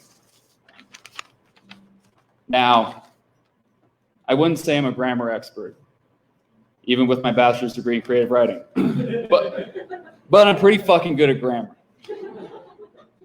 The rules came easily to me. I followed the simple procedure when fixing incorrect sentence structures on worksheets. Does it sound right? No. Then make it sound right. An important part of Dr. Martin Luther King Jr.'s struggle for equality were all the people who fought alongside him. Plural and singular disagreement. Wrong. I ate toast, bacon, and eggs. Are you dressing the bacon and eggs? Missing Oxford comma. Wrong. All I had to do, beyond listening silently for words and clauses that screamed wrong, was remember the correct terms for all the parts of the sentence. Subject, predicate, independent clause. Miss Jungers ran a tight ship, but her grammar class was easy, and not just for me. Most of the kids paying attention at least half the time realized they could do this work in front of the TV, one hand on their Sega Dreamcast controller. I earned a 116% grade one trimester, and my grade was only the 5th highest. Miss Jungers I just read that. The truly bored and cunning students must have soon found that copying others' answers was a way to eliminate at least some schoolwork from their daily lives, which seemingly consisted of playing violent video games with each other and dropping by each other's houses and attending partially supervised parties with girls. I wanted that life. So before grammar class one morning, I hastily supplied a few answers to a few questions. And for the first time at St. Therese Middle School, I felt like I had a purpose. After a taste of that power, it wasn't long before my perfect or nearly perfect homework assignments routinely circled around the classroom before I turned them in. Once, a classmate of mine, we'll call him Philip, rushed to fill in his worksheet using my answers in the coat closet in the rear of Miss Monroe's literature classroom just before she returned from the bathroom. Maybe Miss Monroe saw me and Philip in the coat closet, backs turned conspicuously. Maybe she didn't. Miss Monroe knew I was smart and probably assumed I didn't cheat. Maybe I disappointed her with my blithe disregard for basic academic scruples. Maybe she understood why I did it. After our close call, Philip rewarded me with a smile. "Good looking out," he said. I was never what you would call popular in grade school. I wasn't ambitious or athletic enough. In the middle of a Catholic youth organization basketball game, when I found myself catching and gripping the smooth leather of an indoor ball, clad in the red and white of the St. Therese Middle School All-Stars, clock running, wide open for a three, I traveled. The refs either missed the call or felt sorry for me. Then I panicked and passed the ball. Maybe I could have perfected my jumper with time, but I never tried. My inconsistent shooting motion and follow-through persist, even now. Unable to impress others with athletic feats and unwilling to approach the more popular kids in class or on the playground, I existed in obscurity. Other kids knew me as smart, but also quiet and incredibly awkward, hard to talk to. In 5th grade, I got my first pair of glasses. I was ashamed of them. The first time I took them out of their case at school, I was full of trepidation, but I couldn't see the board, so I tried to slip them on invisibly while the lights were dim for a math problem on the projector. Soon after that first time fumbling with my glasses case, though, I came to realize their power. They gave me an identity. It wasn't a perfect identity, and it wasn't exactly the path to instant popularity and friendships, but it was something I could take with me to middle school. I had a symbol, adding to my mystique as one of the smartest dudes in class. In 6th grade, everyone knew I was smart, partially because they saw a quiet white kid with glasses when they looked at me. But the cheating off my paper didn't ramp up until next year, when the other kids started refusing, perhaps because of the constant shame and guilt emanating from the chapel across the hall, to hand their answers to their classmates, hand over their answers to their classmates. That left an opening at the top of this homework plagiarism empire. An opening that I was all too happy to fill. In the end, my need for acceptance outweighed morality, shame, and guilt. Did it work? Like everything else, yes and no. Yes, a few classmates who may not have known my name before paid attention to me. More importantly, if only for a few moments, I materialized for a few of the girls who had barely looked at me before. But my supply of correct answers did nothing but treat a few symptoms of the real disease, my difficulty connecting with people, which, along with my inconsistent jump shot, I carry with me to this day. We're taught bad actions make others suffer. When we cause the suffering of someone else, that's wrong. Part of my coming of age experience was realizing how easy it was to subvert that notion. Maybe I cheated a few kids out of learning all the parts of a sentence, but I'd like to think homework completion increased in Miss Junger's grammar class. Maybe that encouraged her. Cheating earned the attention of some of my peers. I was thanked and praised. I made playground friends. A girl kissed me. But by the end of the school year, I hadn't made the impression I thought I would. Being the go-to guy for grammar didn't make me the top go-to guy for friends. Take-home friends, anyway. Much less girlfriends. Supplying correct, unearned answers wasn't worth it, but it was a mistake I would make again. Lord knows I've cheated on quizzes and tests and worse since then. I felt guilty about some of my actions in 7th grade. I still cringe myself to sleep when I think about what I said to Anne about Sarah, pseudonyms. But being a grammar homework kingpin never keeps me up at night. Was my brazen disrespect for academia and lack of integrity particularly abhorrent because it was conducted so close to God's house? A priest could have been blessing wine and bread a mere 150 paces from where I was committing academic fraud. I didn't believe that what I was doing was hurting anyone. merely helping classmates whose acceptance I was seeking one worksheet at a time. Those grammar worksheets didn't seem intended to help anyone learn, so much as fill out forms. I could be wrong. I'm not proud of my actions in 7th grade, but I had my reasons. I developed a defense mechanism for my crippling guilt and low confidence.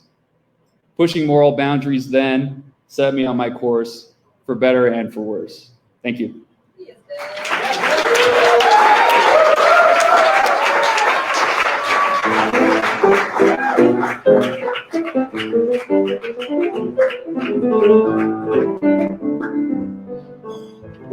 Keep it rolling for Ben Renner, everybody.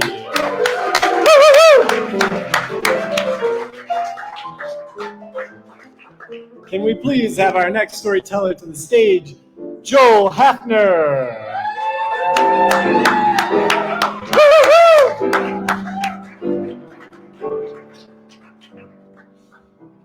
Joel Hafnor is an uncle, a brother, a son, and a friend.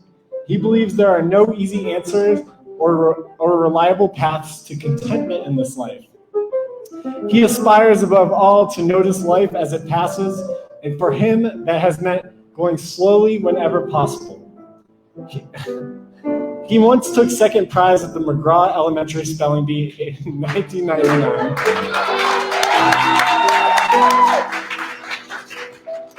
He was named student council president of his middle school in 2002 and fulfilled every one of his campaign promises. And as a high school junior, was named one of Rocky Mountain High School's most promising students with under a 3.0 GPA.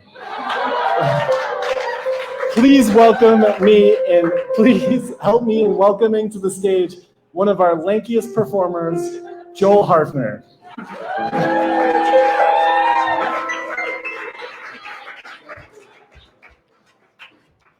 Thank you, Danny. Sorry, just water. Okay.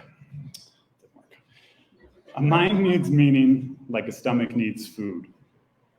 And just as hunger can lead to the enhancement or diminishment of detail in a piece of bread or a piece of fruit, so too can a psychic hunger adjust our phenomenological lens. A mind in crisis, when faced with a sudden or gradual loss of meaning, will in some cases begin casting a wider and wider net of significance around experience. And there is some logic to this approach, as it helps the disaffected individual to go on surviving, to go on with its orientation. But there are risks in making an entire world radiate with significance. And as I learned in the spring of 2017, the power of our narratives to uphold are commensurate with their power to destroy. Mister, you all right? The student asks gently. You've been staring at the sun for about the last 10 minutes straight. I look down. A diminutive student, a 7th grader, is wearing a bulging backpack that roughly equals the size of his entire body. Yeah, but I'm all right. It just struck me that the sun is kind of like the retina of the sky. You're weird, he says, and walks away. It's nearing the end of the school day, and as usual, there are scraps of paper and broken pencils strewn about the floor. I shake off my solar trance and walk to the front of the class to make a last attempt with the kids for the day. But the din of student voices carries on despite my efforts. I'm barely here. It's April. I'm airy. Only 8 months earlier, I'd stood right here with solidity on the first day of school, debuting as a teacher. I wore pressed clothes and possessed neatly folded ideas about how the year would go. Inspiration, edification, executed subtly but effectively, thanks to my unique blend of intellect, humor, and edginess. It didn't happen. My plans were thoroughly dismantled, and with them too went my self-concept. I wasn't naive to the fact that teaching would be difficult, but I had counted on a spiritual robustness to see me through the many squalls I would face as a middle school teacher. But attrition set in only weeks into the year, and as the bell rang that day in April, I can only muster a pathetic, "See you guys tomorrow." Despite another unpunctuated day, a smile comes across my face as I pick up around the room. Tonight, I'll finally be seeing my favorite band of all time in concert, Bon Iver. I first heard the band back in 2011, in the midst of a devastating breakup with my first love, Elizabeth. Partially given to the loss I was feeling at the time, the album Forever Ago and Bon Iver held profound resonance for me. And ever since, the band had reigned comfortably atop my musical pantheon. I'm in a friend's car now, hurtling towards Broomfield, the site of tonight's show. I place an edible on my tongue, not recognizing the pivotal nature of the moment. And fancying myself an expert on all things Bon Iver, I wax on and on about a theory regarding one of the group's songs titled 715 Creeks. It's an Adam and Eve reference, guys, I say with some authority. Look at the artwork. It's a snake and an apple wrapped around the number 715. And right here, look at these verses from this chapter of Genesis. Come on. That's just Exhibit A. We're going through the whole alphabet here, okay? But the lecture is cut short as we pull into the First Bank Center parking lot, much to the relief of my friends, I'm sure. We managed, despite the early ticklings of highness, to procure our tickets and are now walking onto the arena floor. I am hit immediately by a slight mist of foreboding. Esoteric images flash about on this massive monitor behind the screen. Scraps of paper feather ominously to the floor. And these massive globes hang from the ceiling, each with a satellite or two, giving the appearance of tiny worlds or massive atoms. We nestle into a little cove in the crowd, and soon thereafter the band ambles onto the stage. Two. Lead man Justin Vernon's voice, heavily modified, cries through the speaker. The band's latest album, 22 A Million, debuted the previous fall, only weeks into the school year. The world at that time seemed to be rupturing. Donald Trump was elected. What? Hashtag World War III was trending on Twitter, and Elon Musk was practically guaranteeing that we all lived in a simulation. Pepper in the shows that were in vogue at the time, like Westworld and Black Mirror and Stranger Things. And suddenly everything is extremely loud, increasingly artificial, and in a word, doomed. As the temporal world eroded rapidly around me, 22 A Million became a kind of cover, a cave in the storm. It possessed numerology, metaphysical possibilities, theological quandaries, and the kind of aching, questing sound capable of drawing me further and further into the art. It might be over soon, says Vernon, ending the first song, and I'm beginning to believe him. Next comes the song 45, with its sad, trembling, trance-inducing saxophone, and Vernon's anguished lament circling about. I've been caught in a fire. I stayed down the other night. I've been caught in a fire. I stayed down. A THC-powered web starts silking patterns in my mind. 45, caught in a fire. 1945, Hiroshima, Nagasaki. Fuck, I shouldn't have eaten that edible. Nuclear bombs. I give another distrustful look up to the rafters, the gigantic atoms. Wait, wasn't the old plutonium plant just up the road from here in Broomfield? Rocky Flats, the one that nearly made a Chernobyl of Denver 50 years ago. 45th president, the one who just promised fire and fury to North Korea, caught in a fire. An image of the First Bank Center interior in flame pulses through me. My palms are sweating, and I'm kneading my feet into the sticky arena floor. An older song begins, called Hafnor, Texas. Vernon's baritone colors my thoughts as I build downward. Hafnor. Back to the Bible, the Valley of Hafnor, the Old Testament's version of hell, the place outside Old Jerusalem where children were sacrificed by fire. A transcendental guitar riff signals transition to the next song and pulls me briefly from my project of association. Another oldie, this one called Towers, and it opens. For the love I'd fallen on in the swampy August dawn, what a mischief you would bring, young darling. Elizabeth. I can still see her walking towards me through the morning light of August, through the humid woods of East Texas.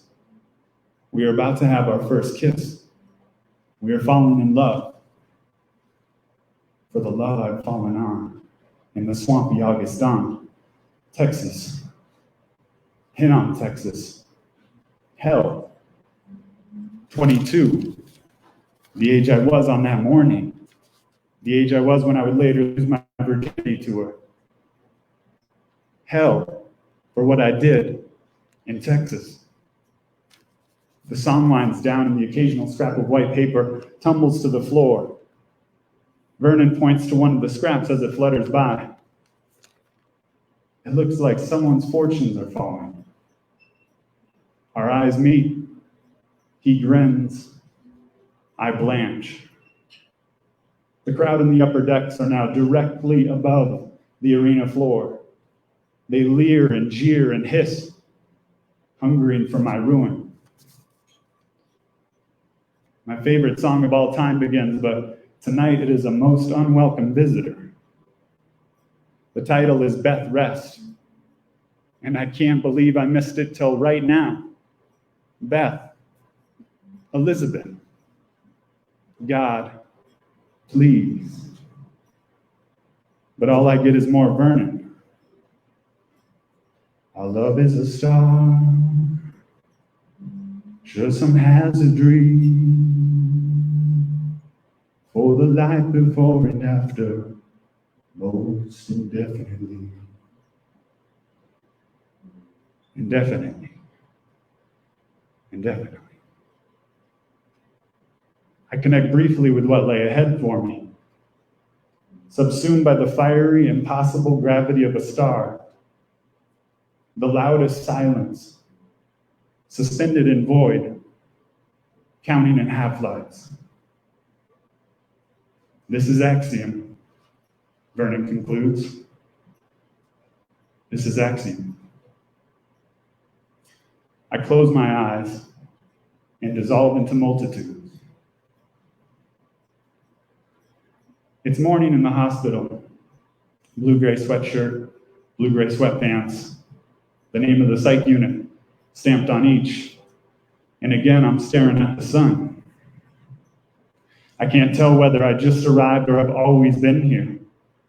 All things feel curiously new and yet somehow epochal. Joel, you have visitors. I turn, and that's when I see Dad and Sister. Only it's not them. Not quite. There's no center point in me anymore. I don't have a pilot light, and therefore nothing reflects. And so everyone and everything is just empty matter to me now.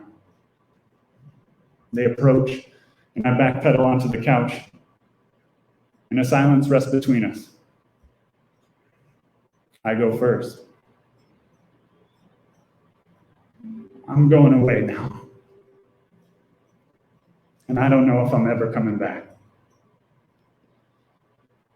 And that's when the thing that looks just like Dad takes his hand and puts it on mine and says, well then, Jolie, we're coming with you. Wherever you go, we'll go too. Too. Thank you.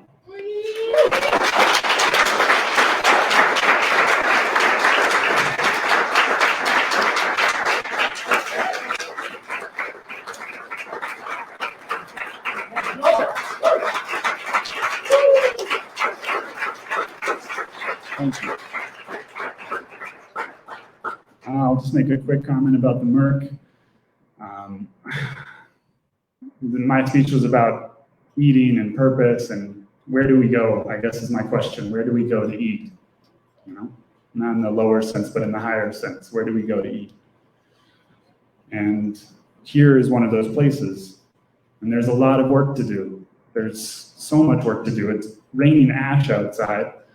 The high is going to drop 50 degrees in 2 days.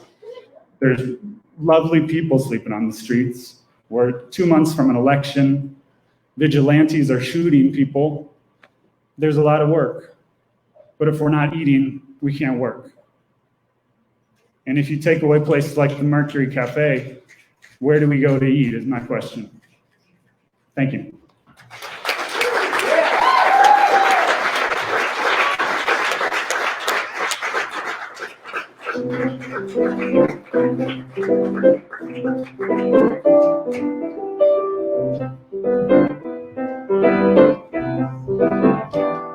Wow. That was a gorgeous story, Joel. Thank you for being so vulnerable, for sharing that story so confidently, so intensely, so beautifully. Let's give it up for Joel one more time.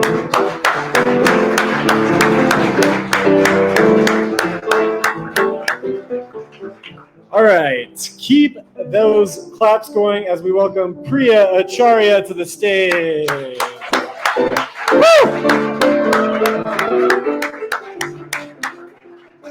And quick shout out at Soul Stories for the Venmo. GoFundMe link on the live stream. Thank you for hanging with us if you were on Facebook.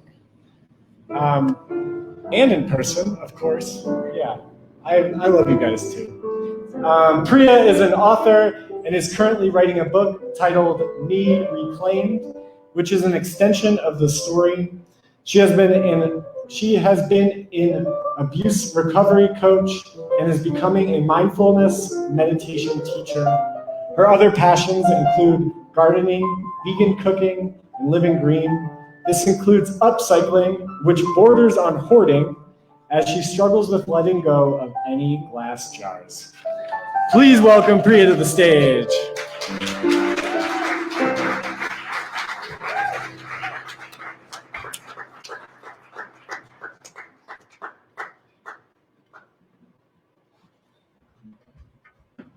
This lower.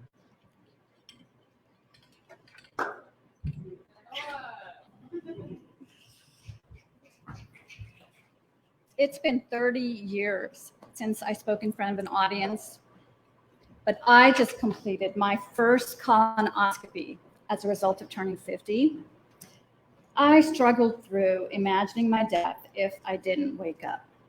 So I figured if I could do that, I could do this. Is it weird to think your colonoscopy doctor is cute with a charming smile? And you want to tell him, hey, there are more attractive parts of me to explore. My fearful thoughts got interrupted by my attraction thoughts. I dreaded the invasive procedure and survived. If I could survive that level of physical vulnerability, maybe I could survive this very personal storytelling performance with a mental, emotional, vulnerable display of my guts. Welcome to my shit show. I've known of a desire to express myself since winning an essay contest in elementary school.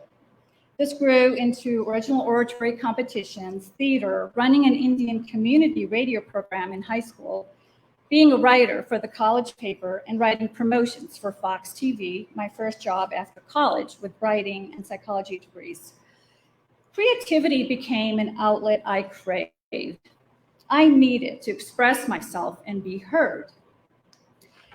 This growing need may have arisen from a family, especially my mother, who seemed to not hear or see me. I felt like a misfit. Any attempts to be noticed were condemned. My mother forbid me to spend the night at friends' houses, go to parties or concerts because of all the drugs everywhere.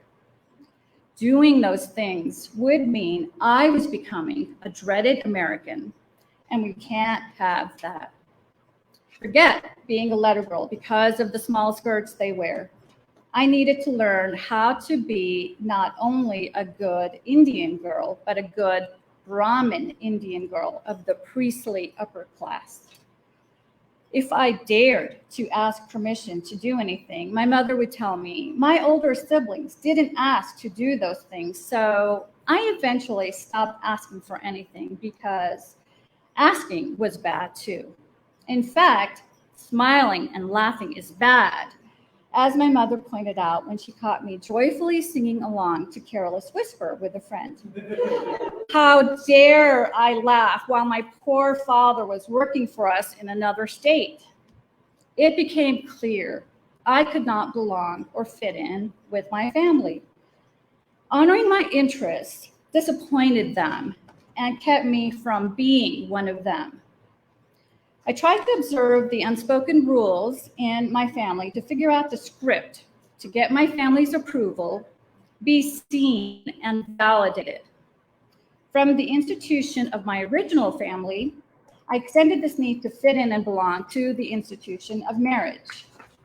I am committed, loyal, and devoted to my husband, our marriage, and daughter. I wanted her to know the stability of family. We were a unit. Much of what I thought and felt involved them. My expectations of myself were very intertwined with perceived expectations from them. When my husband said he would stop his drug and alcohol addiction, would help with parenting, running our home, and have intimacy, I gave him the benefit of the doubt. I reminded myself of my loyalty and strength. I can and have endured. When my needs to be seen, heard, and cared for got ignored, I convinced myself that I could be strong enough to ignore these basic needs too. I became confused if that was strength or self-harm. How much does the self matter in marriage and a family unit? I regularly sacrificed myself on the altar of the collective. I'm not sure who expected that of me, whether it was me, my husband, or the societal script for staying in a marriage no matter what as a good woman. I had gone from trying to be a good girl to a good woman. I just didn't know what that meant for me.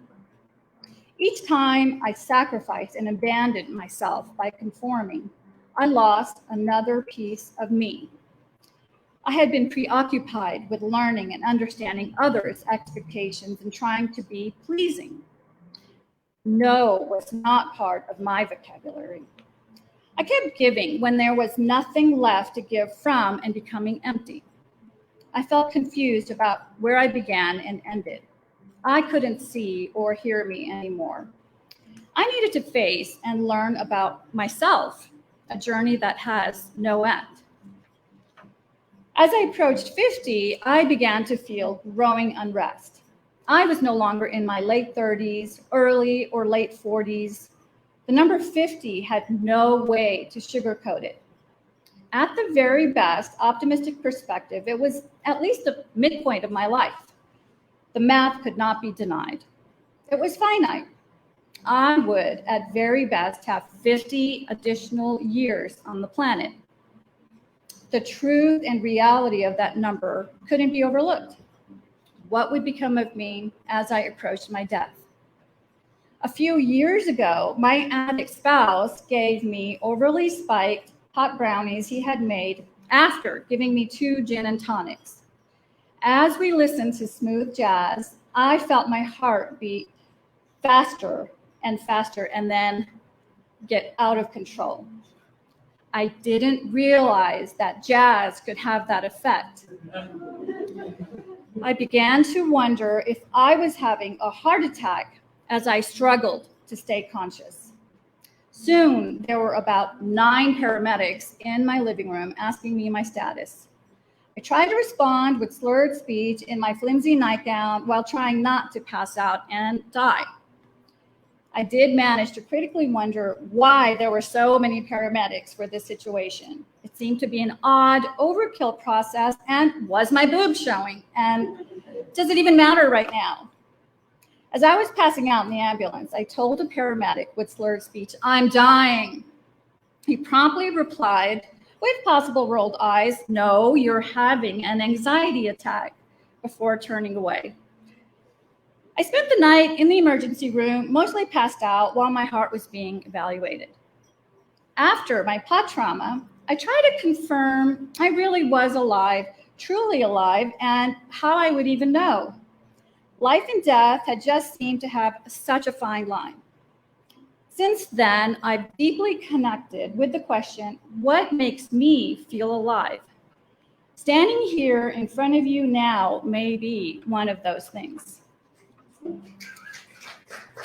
Such encounters with death prompted me to consider my mortality even more.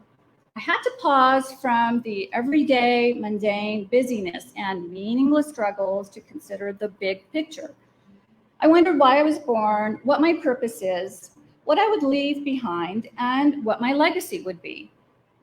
The script boxes I received from my family and society didn't describe the wild path of being my own unique individual. The collective rules specified to be normal and not upset the status quo. Don't create waves. You must not be weird. Oops, look at me now, weirder than ever, letting it all hang out in my shit show. I felt lost and tried to figure out why in therapy. Meanwhile, I stumbled upon a YouTube video on covert narcissism by a psychologist. Not only did my husband fit everything on the checklist, but so did my mother. It was like I had married her and my deceased overt narcissist father disguised by my husband. With repetition compulsion, I was blindly continuing in the same role I had with my pathological parents while being family scapegoat. The doormat role included trying to get approval from people who would never provide it. While separated in the home, giving me a silent treatment for 7 months, my husband responded to my attempt to communicate by telling me to go find someone emotionally available. Will do, honey. I painfully realized and accepted that he didn't see value or love me at any level. My daughter couldn't grow up with this sad example of a marriage and repeat it for herself. I had abandoned myself, and my husband had encouraged me to leave and lose myself. How can that be love? I couldn't approach 50 and eventual death with someone who wouldn't and couldn't love me. I need to find me at all the places I left her behind. I stepped outside the expectations from me, from him, from the collective. In fall of 2016, I took a spiritual writing class with Jeff Brown, which became pivotal in choosing to divorce my covert narc husband and let go of my covert narc mother. Instead, I chose to focus on healing from these damaging relationships instead. I chose to be alone, for real.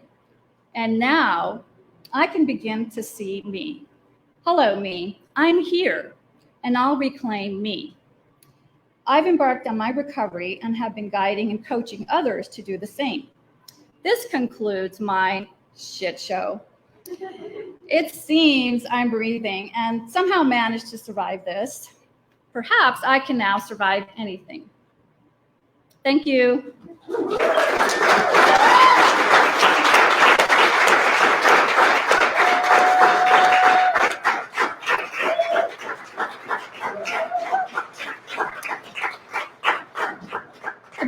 Cafe has been my favorite restaurant since the 90s. As a vegetarian my whole life and now a vegan, I've always been able to find yummy options in a great environment. And Marilyn has been my hero. Please donate.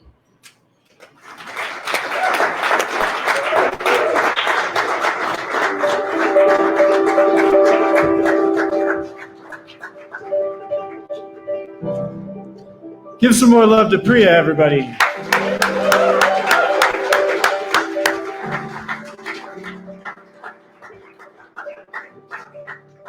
Whew.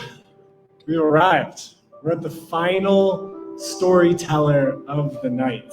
Please welcome Noah Kaplan to the stage. Let's make it louder for him.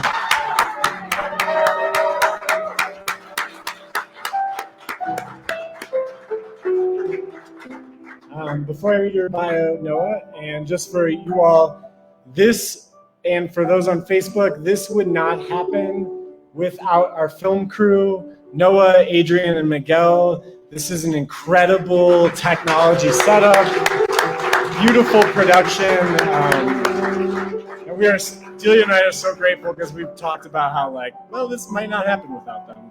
So, yeah, thank you, Noah. Noah Kaplan is the artistic director for Stained Arts and a high school teacher who still struggles with simple tasks like writing bios and getting his windshield fixed, but does fixate obsessively over the right way to say things. He can be found on his rollerblades. He's great at rollerblading. Seeing how long he can hold his breath under cold water, and on slow, beautiful days with a book in his hand.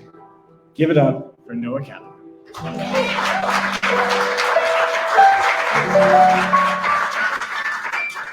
All right, hello everyone. Good to see you all. This has been fun. Hasn't this been fun? I'm very, very humbled and grateful to be in this beautiful room with so many beautiful people and to have heard such moving and personal and honest stories. I just can't imagine living in this city without having this place here. So thank you all for being here. Thank you, Delia and Danny, for putting this together.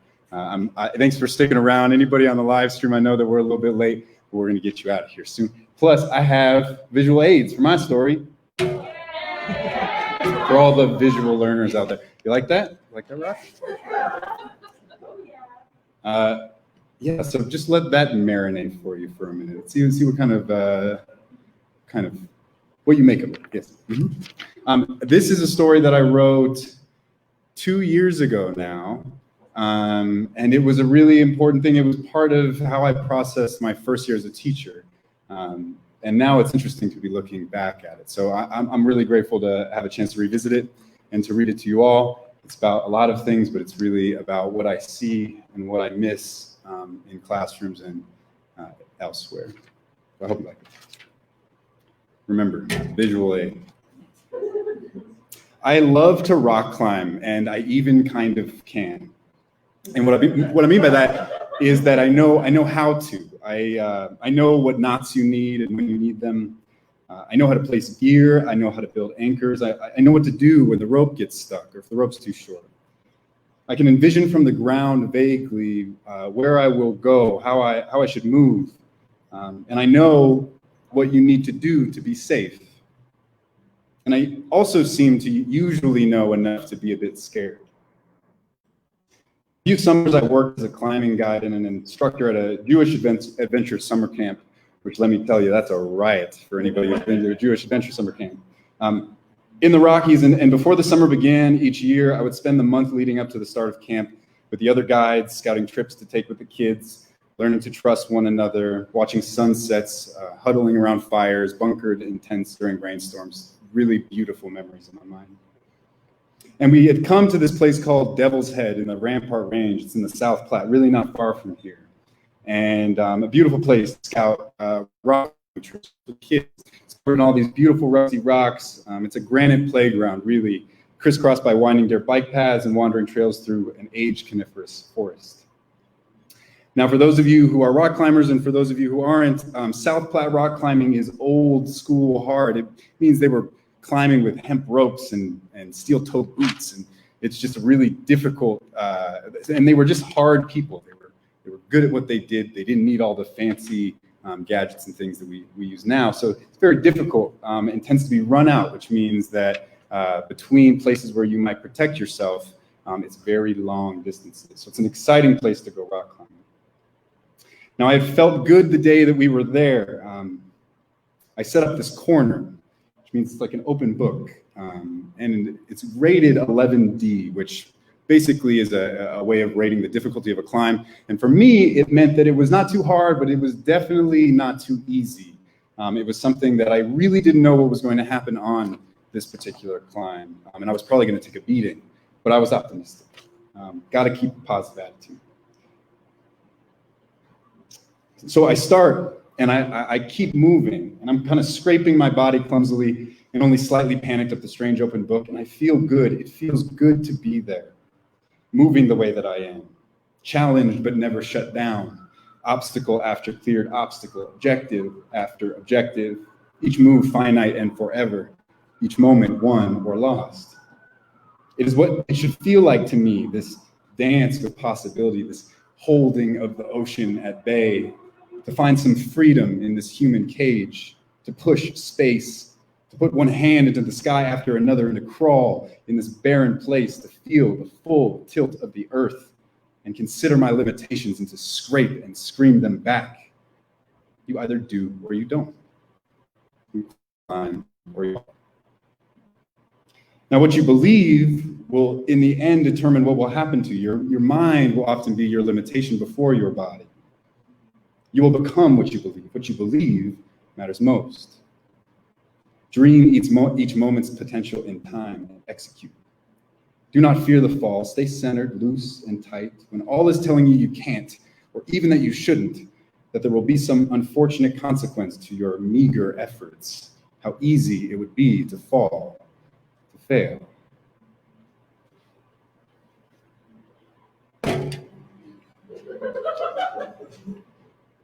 When I started teaching English at the high school in Denver I attended just 7 years earlier, I told myself that learning was like climbing, because everything was like climbing.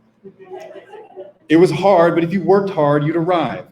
Employ a series of small, seemingly insignificant and sometimes painful actions that will lead you inevitably to your aha summit. Exhilaration, achievement, growth, and ability to see further than before. It's a hackneyed metaphor, but it works. It's true. Keep going, you'll make it. Set a goal, the right shoes, some desire, you'll make it. But it's less obvious than all that. More complicated. Because no one just climbs a mountain. You have to make sure you have time to train. Make sure you are shown nature. No longer are we born there, we must be shown.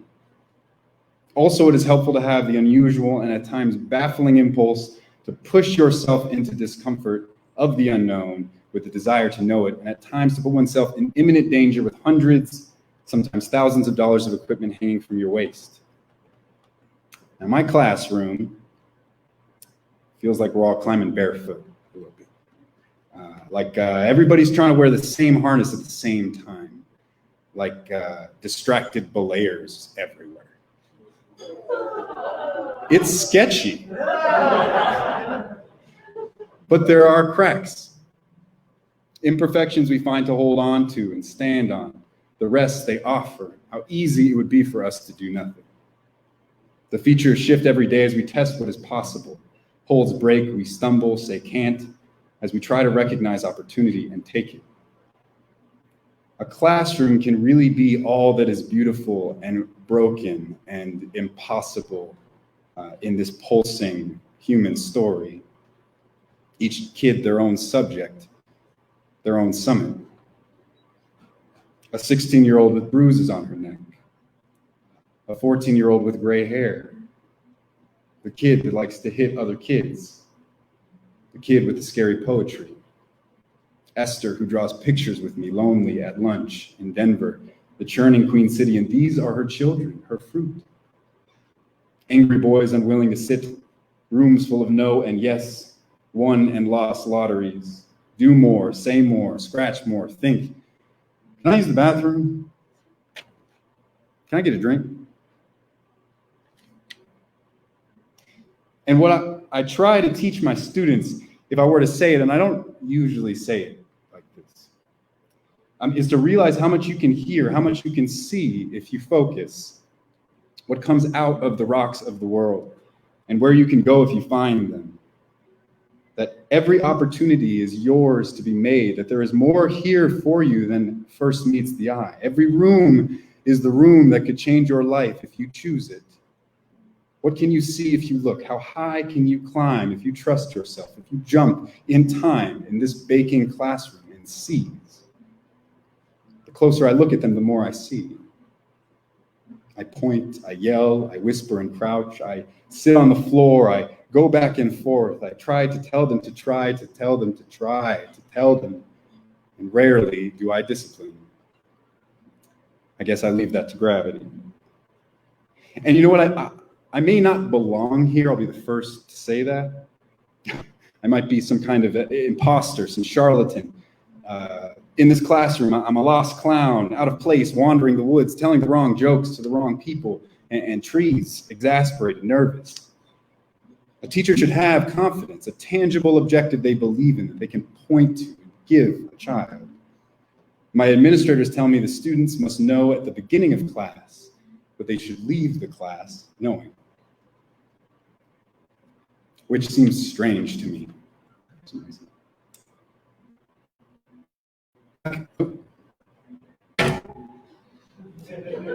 Back in the South Platte, clinging to the granite wall, I clear the roof and I make it the last few moves to gain the upper slab, which is a period of easier climbing before the finish.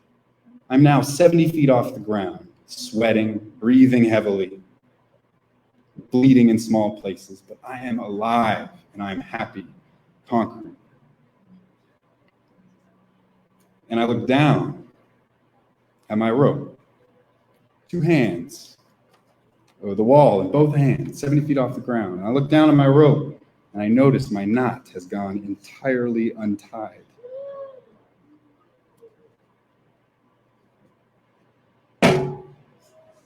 At school, I see her in my class, back for the first time in a week. I notice some bruising on her neck, but it leaves my mind quickly because there is so much to think about for a first-year teacher who does not know what he is doing. At 25 years old, I wasn't even sure I wanted to live under a roof at all, yet alone go back to the high school I had graduated from. And I didn't do what I may have done had I known more. I just saw the bruises, and then shortly after she was gone, coloring outside the lines in my memory. And I'd wake up in the dark before my alarm in this cold sweat, knowing there could not have been tenderness in those bruises. Just whatever had failed towards abuse, because it's easier to be hard than it is to be soft in this world.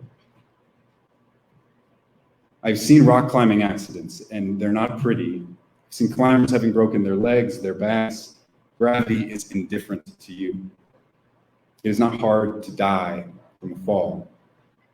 People die from falling all the time. Improper footwear, dark places, unfinished knots.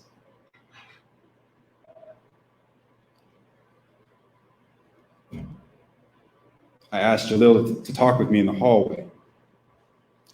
He looked at me and rolled his eyes into the back of his head so that all I could see were the icy whites, and they trembled, defiance, pure and clear and white hot. He was not impressed by my earnestness either. I could not help him because I was me and he was him, and that's just how it was and still is.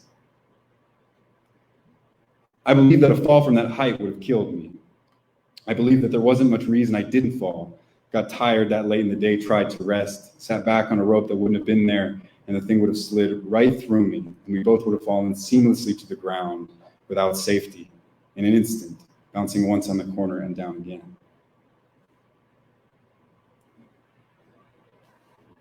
And then there was Jonathon, who died in his sleep. We put a rose on his desk and wrote letters to his mom. I played Dixieland jazz as we colored, and some of the kids cried and others didn't. And I remembered how giant he was, how he seemed so unstoppable, how he side-hugged the girls in class, and how he liked the library because it was quiet. And Maria, who said that this class made her tired, and I turned to her and I said, me too. And Elijah, who was living in a hotel with his mom and couldn't be there, who said to me that high school was hard and how nobody looked at you. And Amber, who preferred her mother in the custody battle with her abusive father. The mom might lose it, addicted and fraught as she was. Bukowski said, find what you love and let it kill you. She draws a unicorn and hugs me awkwardly on her way out the room. And then I'm alone for a moment. And then I'm not. Ask yourself, what does the rock offer you? Be thankful for tiny imperfections carved out by time, corners to pull and cracks in the wall to shove hands and feet in. This might hurt, but you will be stronger for it. It is a sparse environment, akin to a night sky. There are few friends, but remember, the longer you look, the more stars appear.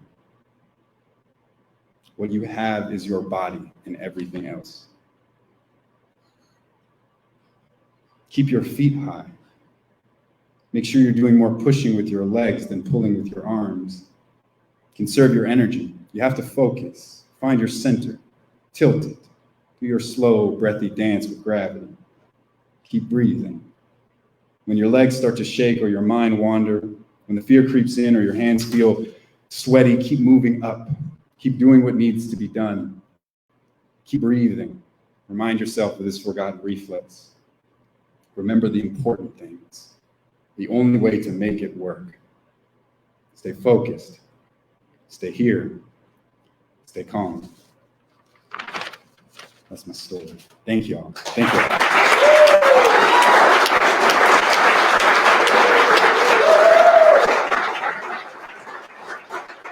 Thank you, guys. I just want to say just two more quick things, and then we'll get you all out of here. I know it's been a long time, but this has been so much fun, and it's such an important cause. I just want to say that the Mercury Cafe made me who I am. I would not be the person I am today without the Friday night 10 p.m. open mic downstairs. I was 16 years old when I first walked into this place. And this place welcomed me with open arms as they welcome everybody with open arms. And during a time when there is so much diswelcome, there feels to be so much, either you're invited or you're not. This is a place everybody can go to discover themselves, their voices, our bodies. And I know that you guys have been contributing your lights out for this thing. We are at about $2,500. Raised over these past 2 days. I would love to see us get to $3,000 tonight. And if you're watching on our live stream, if you're in this room, if everybody in this room dug a little bit deeper, decided that this was something worth a little bit more, worth that $5, $10 you'd spend at Starbucks or Chipotle or wherever. If we can all do that, we got to show up for each other. We got to save each other during a time when everybody's hunkering down. So thank you for being here. Thank you for contributing. Thank you for holding space for people to tell stories. I love you guys. If you want to look at some books too, take some reading home with you. We got a bookstore for you as well. Thank you. And I'm going to hand it to these guys. Thank you.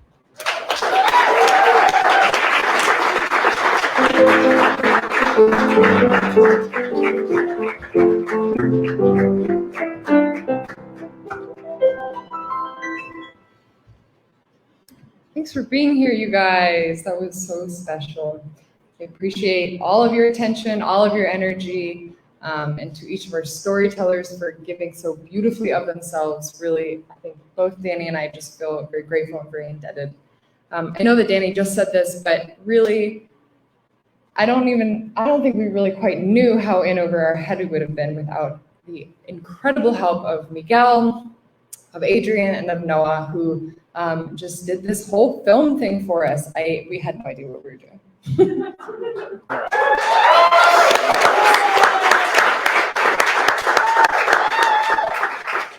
Yes. And again to Guillaume for just being such a lovely pianist.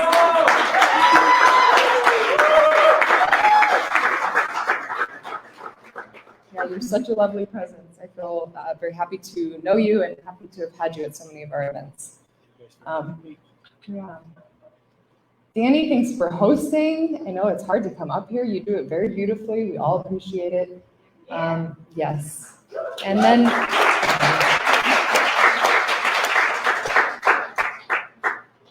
for tonight, most importantly, thanks to the Mercury for housing us, for keeping us warm, for keeping us fed, for giving all of us the love that we need to do our work in the world. Have a good night, everybody.